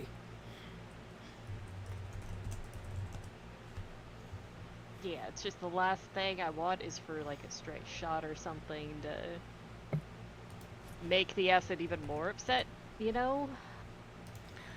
Yeah. Yes, because everything is simple. I'm just happy to see them form a connection with an animal that they don't want to eat. I think it's progress. Yes, it is progress. Who wants belly scratchies? Jess just Playing with the dog. yes. Jess, put up the image I was gonna put up, which is the what you got there? A smoothie. Coming back with a whole ass dog, like what you got there? The child.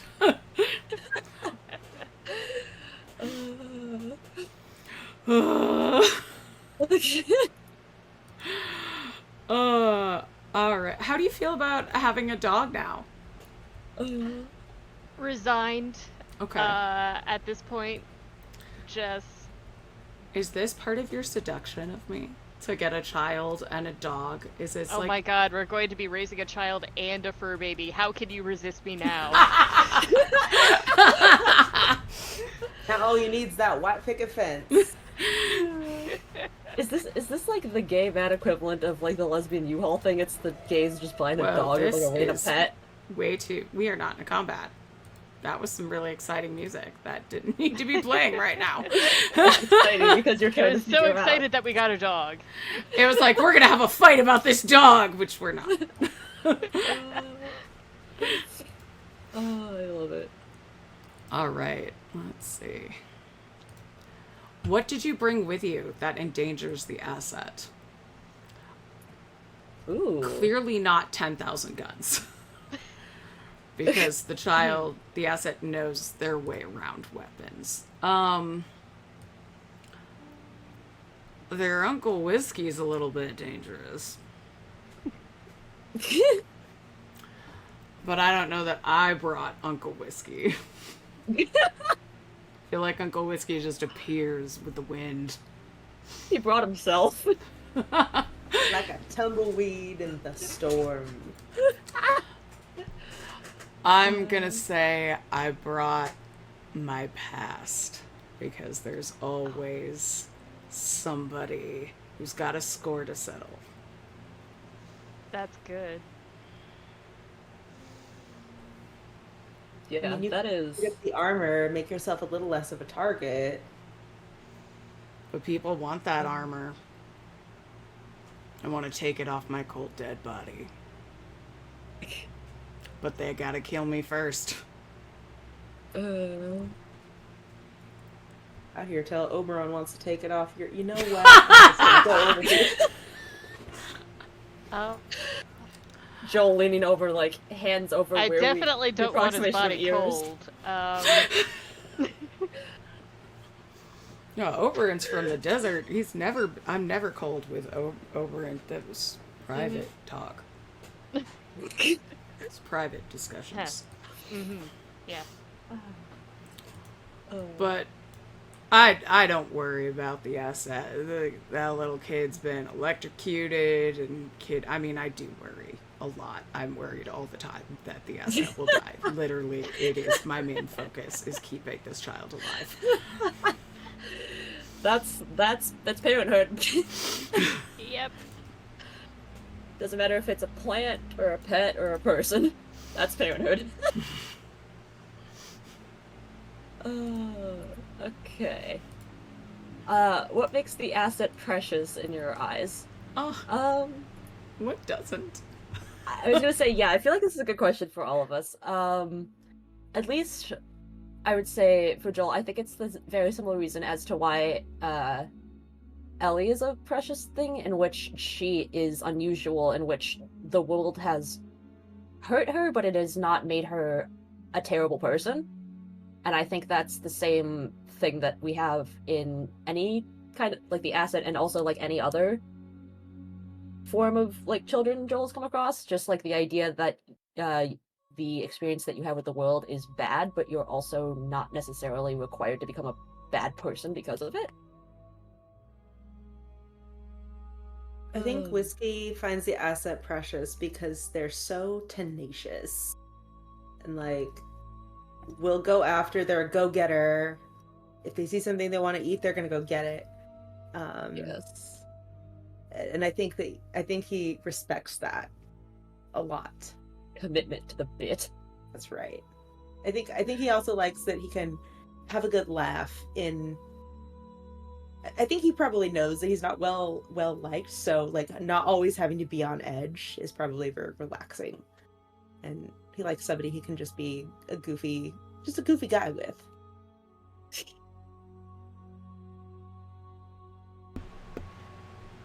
I think Oberon considers the asset precious for a few different factors. I think as a kind of like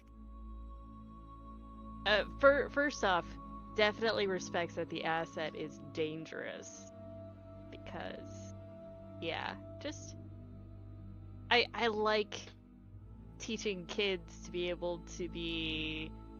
able to protect themselves and others, and also for the fact that the asset is a link between Oberon and Mando. Just appreciative of that.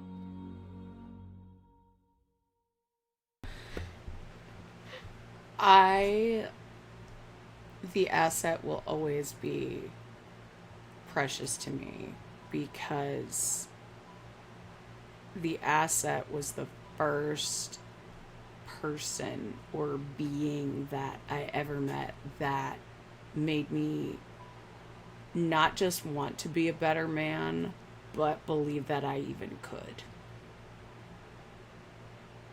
So, I might not be a good man, but I can try and be a good enough man for the asset.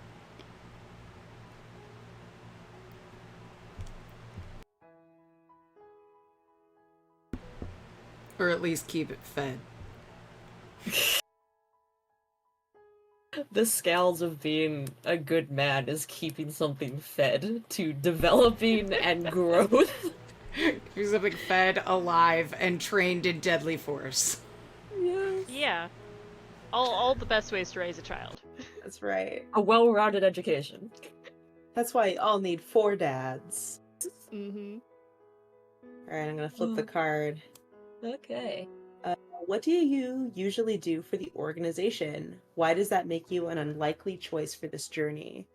Ooh, I think I do their dirty work. I think I do the work that because they know I'm beholden to them. So I will do the jobs that are uncomfortable or in really not that glamorous places. I've been to all kinds of world-class backwater dumps, you know? And I think that makes me an unlikely choice for this journey, because this is a high level. This is not a D-lister job. This is an A plus S tier job. And I'm over here used to getting my hands all mucked up. This fancy shit. I like it. I could get used to this. You said that like a dad, like, getting into a hotel room. Damn, you've got a Keurig. Yep. Because there's a This is mini fridge fancy. and a microwave in here. Wow. This is the height of luxury. My Texas accent is going all over the place. Thank you, Texas. Okay. My turn. Yes. What brings out the asset's childish nature?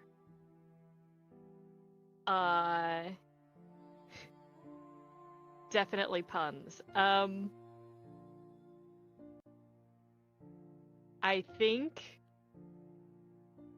like puns and jokes and just a kind of humor in at random moments helps keep the childish nature to the forefront rather than the dangerous nature. I think that's something that's been learned while on the journey.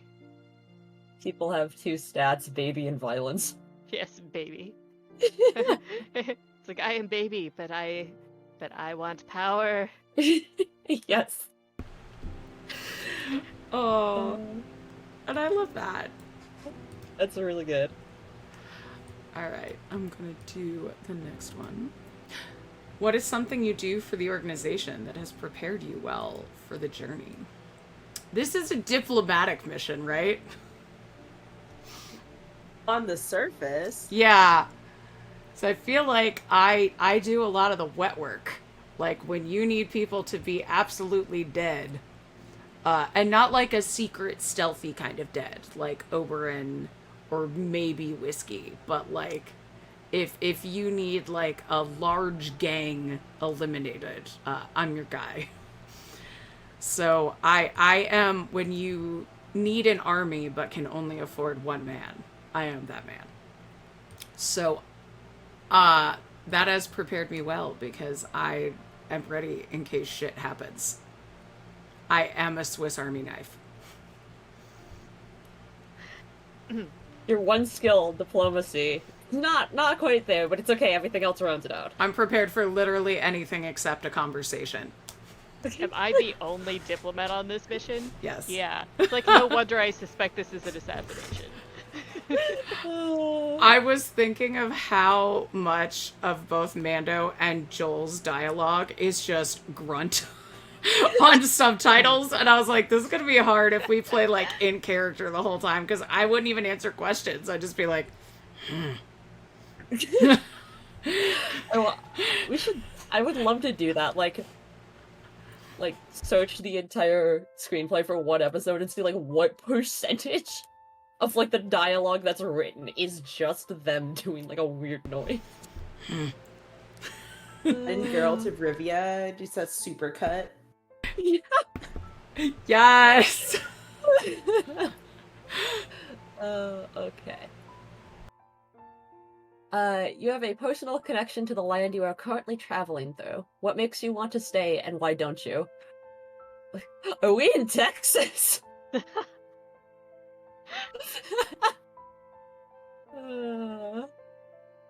Okay. What makes you want to stay, and why don't you? What makes you want to stay? It's of course the idea of you want comfort, of course. You're used to it.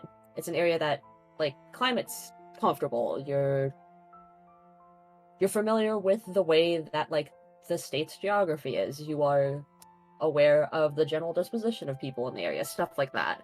And why don't you? Because again, safety feels like a trap. And that is not one that I'm willing to fall for. So we ain't doing that. That's why we keep going with the candled shivs and not build a fence. I just love how everything's like safety is a trap. Yeah, we really hit like both the Bill and the Frank aspect on like the scale. We hit like both. Got the one with like all the weapons. Yeah. And then oh look, we have strawberries in the garden. Which Bill love- needed. Bill Needed strawberries.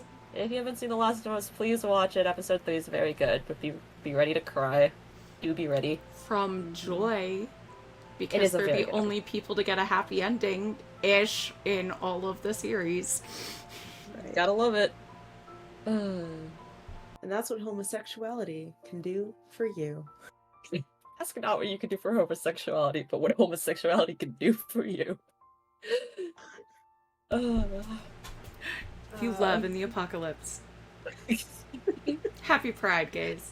Happy Cheers. Pride! Happy Happy Pride. Pride, gays! Happy Pride. We say to each other. I know. Yeah. Reminder, Montana Two-Spirit Society. Ooh, happy Yeah. Pride. Ah, We're happy done Pride. What do you do for the asset that no one else can do? Oh gosh. I'm gonna go with I know we've been like whiskey is kind of silly and goofy, but I think we're gonna go with make a mistake. Nobody screws up, except Joel falling. But pretty much everyone else is really calculated. I fall and- too. Let's be Oh, fair. that's true. You get smashed to the ground. But All the like time. everyone else's plans are really well thought out. They've got a lot of points. Whiskey's like rushing in without thinking, gun first, lasso out. And I think that he makes a lot of mistakes. And the asset can then see, like, have this moment of learning, have this moment of growth of you can make mistakes. It's okay not to be perfect. He's a screw up. But like in a good way. I don't know about good. In a learning way. In a learning way. Yeah, I didn't even think about that. Like, Whiskey is the one person that is just like very much okay with not having a plan. Everyone else is like, I need to know what is going to happen. Yeah, like Oberon's like knows everybody's backstories and has the detail on everyone's grandma and like knows everything. Mando knows like 12 ways to kill you.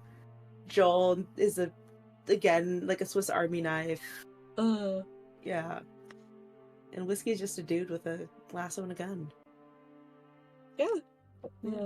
Someone's got to do it. That's right. I wonder if they had Indiana Jones in the Kingsman universe, like if Whiskey grew up a fan of Indiana Jones. Yeah. Oh, definitely. Yeah, see, my idea is like if Elton John exists, that means the pop culture as we know it kind of exists. So yeah, probably Indiana Jones probably exists. Like, is that why he only thinks he needs a hat and a gun and a whip? Because that's all that you need. That's right. My personality is old cinema Harrison Ford. Yeah. And a mustache. Don't forget the mustache. Mustache is important. Very good. Yes. Okay. Alright. You guarded the asset while they slept. What about that memory will stay with you forever?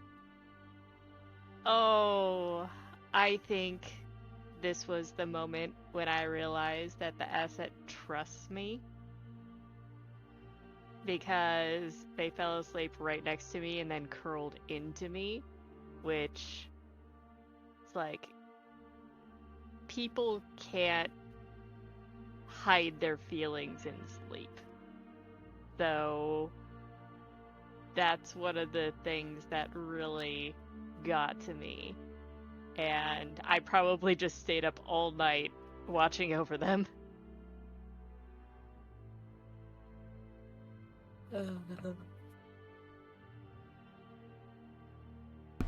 It's really cute. That's really That's- sweet.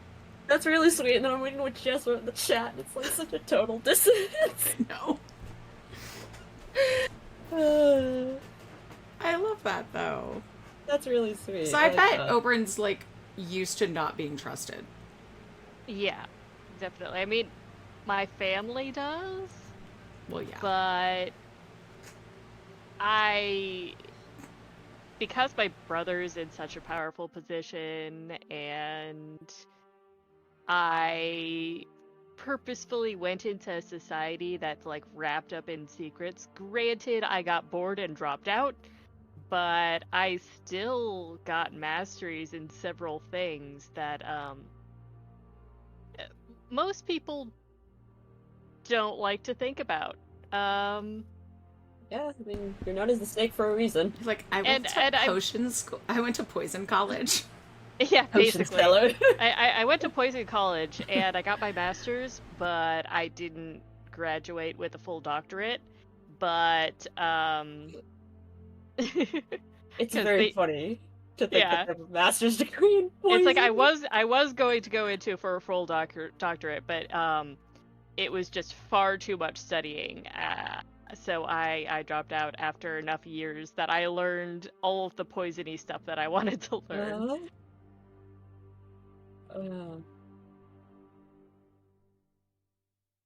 All right. You think of someone in this retinue as the asset's favorite. Who and what makes you think this? Oh. I think it's Joel, actually. My first instinct was whiskey because, like, whiskey is who the asset goes to like, hang out and have a good laugh with.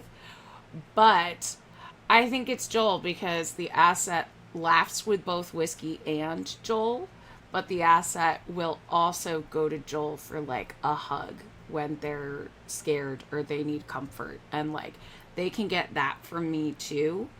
But they, and you know, they can, like, fight and tell stories with me or Oberyn, but, like, they're only gonna get jokes and snuggles from Joel.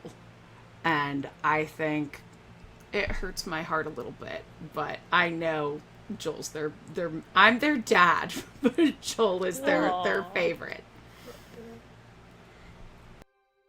These are hugging arms. Getting beefy so you can give a good hug. Okay. What is something that you do that the asset depends on you for on the journey? I'm just trying to think because I think both Mando and Joel have very various experiences, like camping outside, doing things outside, doing something where you're like setting up, making things from scratch, and definitely there is a layer of scrappiness that I think Joel can impart upon them, like the making shivs from can tops, like stuff like that. Because when you're used to only fighting with weapons that are, even if they're old, they're functional. You still need to be able to make your own things. You can't always have bespoke weaponry. Yeah. If you can't get store-bought homemade, it's fine. You guys were talking about Oberyn having a master's and something, and I'm like, man, I wish I could be going for my master's in potions. It's like basically what he did. And it said he went in for a few things, and I was looking at the known ones, and one of them was just basically raising ravens. I mean, that's an actual profession. It's a mailman school. It's like, but the only one that ever seems touched on in the series is what I think I would consider alchemy. Mm-hmm. But they also have, like, magic is its own separate school. Mm-hmm. And also things like smithing, money management. Yeah, so it's pretty interesting. It's just basically... Yeah, medicine's another one. It's the way you're describing this, it sounds like it's a normal college with just random, like for example, money management. You're just going for your master's in business. Yeah, exactly. Pretty much. Like your master's in toxicology, and then you look over and then you see your classmate fucking doing alchemy during your break. Like, what? Yeah. Yes. Or like raising ravens. Yeah. Yep. Sorry, I can't come over. I got a raven due tomorrow at 9. And there's, like, history and politics and all sorts of stuff. That's really and the fact funny. that people get multiple chains, it's just like, yeah, I've got money management and raven rearing. That would be really useful. Yeah, why need a diploma? I want a chain that I can swing around. That's so fun. Oh, that's awesome. Okay. All right, folks, we've reached. It's time. Question. Yeah, it's time. Oh, really well. Okay. The asset is under attack. What do you sacrifice for them? And all of us have to answer this question. Ooh. Does anyone want to go first?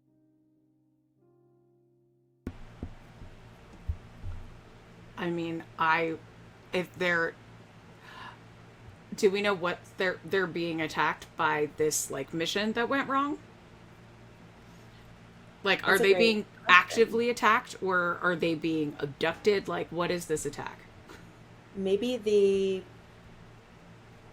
the end goal, they also suspected an assassination, and instead of letting us get close, have launched an attack. Ooh. Because if they're just after the asset, like if they just want to kill one of us and have chosen the asset, I would offer myself as a trade. I would sacrifice my life for the asset, like nobody's business. But if they're going to wipe all of us out, then I need to come. You need to come back to me, and I need to think about that. Okay. Okay. No, I would definitely sacrifice my life for that of a child. But maybe I have something else that I could sacrifice, because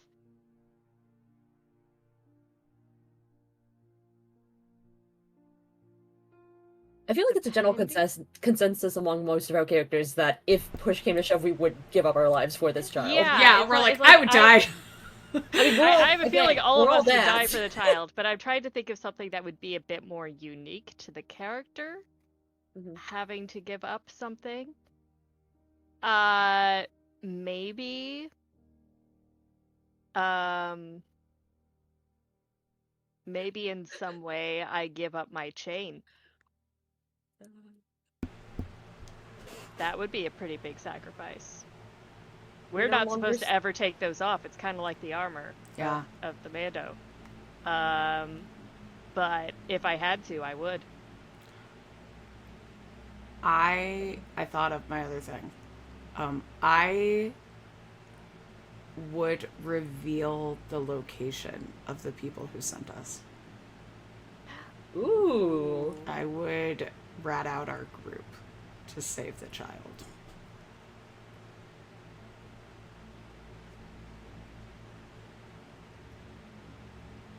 Because I was trying to think, I was like, he's already shown his face. It can't be that. It has to be, he'd have to betray, like, the Mandalorians. I was thinking of something similar because what I was trading for this was my freedom, but I think I would make like some sort of pledge to that, I guess. Pledge to the organization, but I think that doesn't make sense. So what I think I would do would be leave now. I would risk my safety. I'm sacrificing my safety and just saying like, screw it. We're leaving now. We're getting out. And knowing full well that this organization is going to be chasing us for the rest of forever. But we're safe, and so is the asset. So we'd both just bail on our main groups. Be like, later. Yeah, you turn them in, and I'm like, bye. Later, losers. Mando sadly takes off his helmet like, this was not the way. Who cares about the damn way? Get on the horse. Draz, did we just rewrite Buddy Daddies? Is that what we've done tonight? Okay, so if they're bailing on this mission, I would maybe there's something that I do, something I learned in the Maesters that would prevent them from following us, but it's something that I promised the organization never to do. And that's why I have to give up my chain. Maybe I have to sacrifice it to fuel the spell or whatever that I do. Ooh. And sort of yeah, for in case of magic. Emergency, yeah. I think I'd do that. It's something that I probably wasn't even supposed to know, because probably only masters that have full chains are supposed to have, but I was just sneaky enough to find out about it and made sure I learned that before I left. Would you give up your revenge quest for your sister?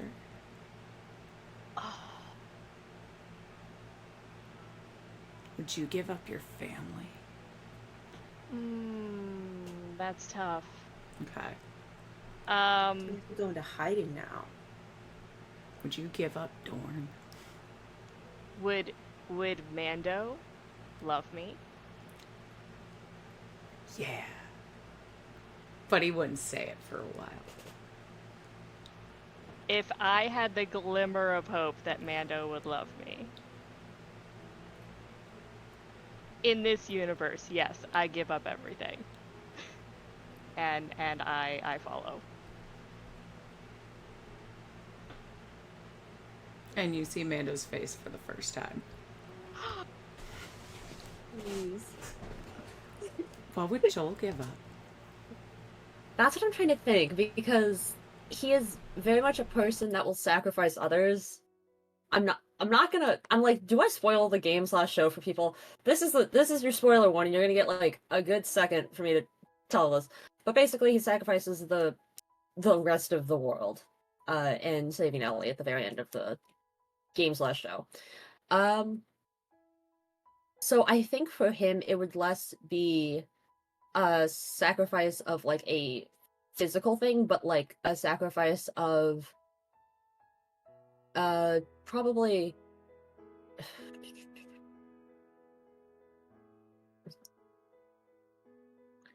I guess in a way like being willing to walk away from something that he really wants to do, like whether it is complete this whole mission, make sure that his like endanger his own safety for others, or even just like giving up someone like worse for it. I don't really know what else he has, because at this point he's very much like a you can kill me and that's like all you're gonna get out of me. Which is kind of the tricky part, is that he doesn't have anything else that is super valuable to him. Yeah, the only thing he really has is the asset at this point, which is part of what makes him so sad. Yeah. I mean, yeah, like even just like looking at it, he doesn't have a whole lot going on. It's like, what do you have, man? And it's like depression. That's it. PTSD. Yeah.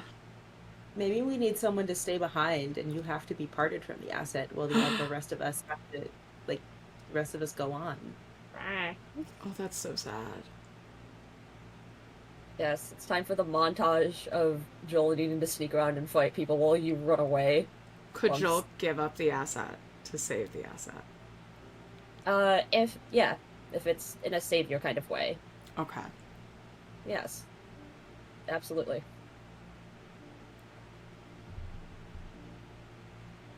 This is so good. I'm feasting on it. I'm like, I'm so sad and happy at the same It's time. supposed to be a funny Pedro game! And now I'm full of feelings. Alex Roberts, you did it again. Thank you, Muscular Pikachu!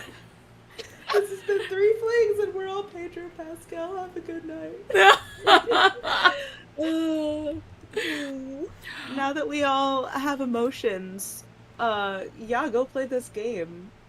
That's been for the Queen / for the asset. Thank you all for being here and enduring our silly Pedros and crying with us and having emotions with us. Let's do some outros. Zan, do you want to go first? Sure. Hi, I'm Zan, also known as Pale Rabbit on Twitter and Instagram, and I have a website under zanlarson.com. And Larson is spelled Larson. And I have lots of things on that site, including actually one of my few fan arts that I have done has been dire wolves and their humans, because I wanted to draw them all grown up and happy, and all the puppies live in my mind, because I just really wanted the show to be like that. Puppy. But that's just me. The show is what it is, and my mind is what it is as well. Ink. Hi, my name is Ink. You can find me on Twitter at These Dead Pens, where it will lead you to other things like my card, my art Twitter, and other things going on. I have commissions open because I'm a writer and an illustrator, and I tonight was your wonderful Joel Last of Us. Thank you for joining us. And Jess.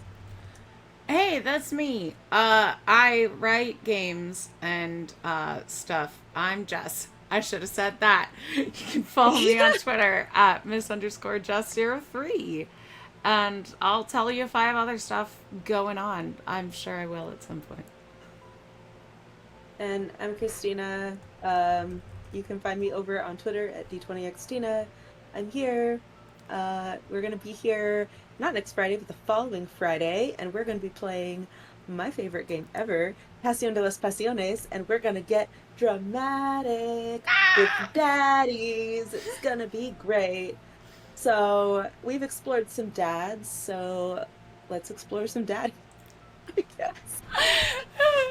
I don't know. It's a time here. Happy Pride. Happy Pride. Go support Montana Two-Spirit Society.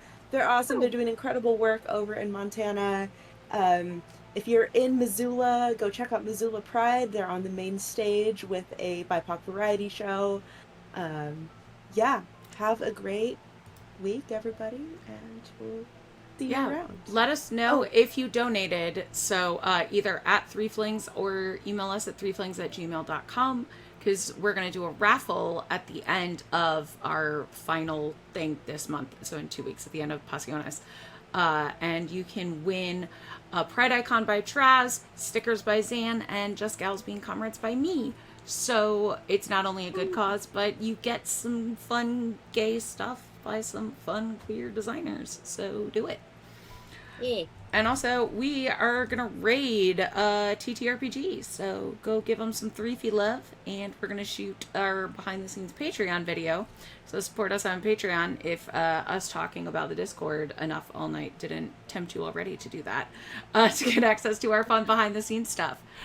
Thank you so much for supporting us, and we hope you support Montana Two-Spirit Society as well. We will see you in 2 weeks. Bye. Bye.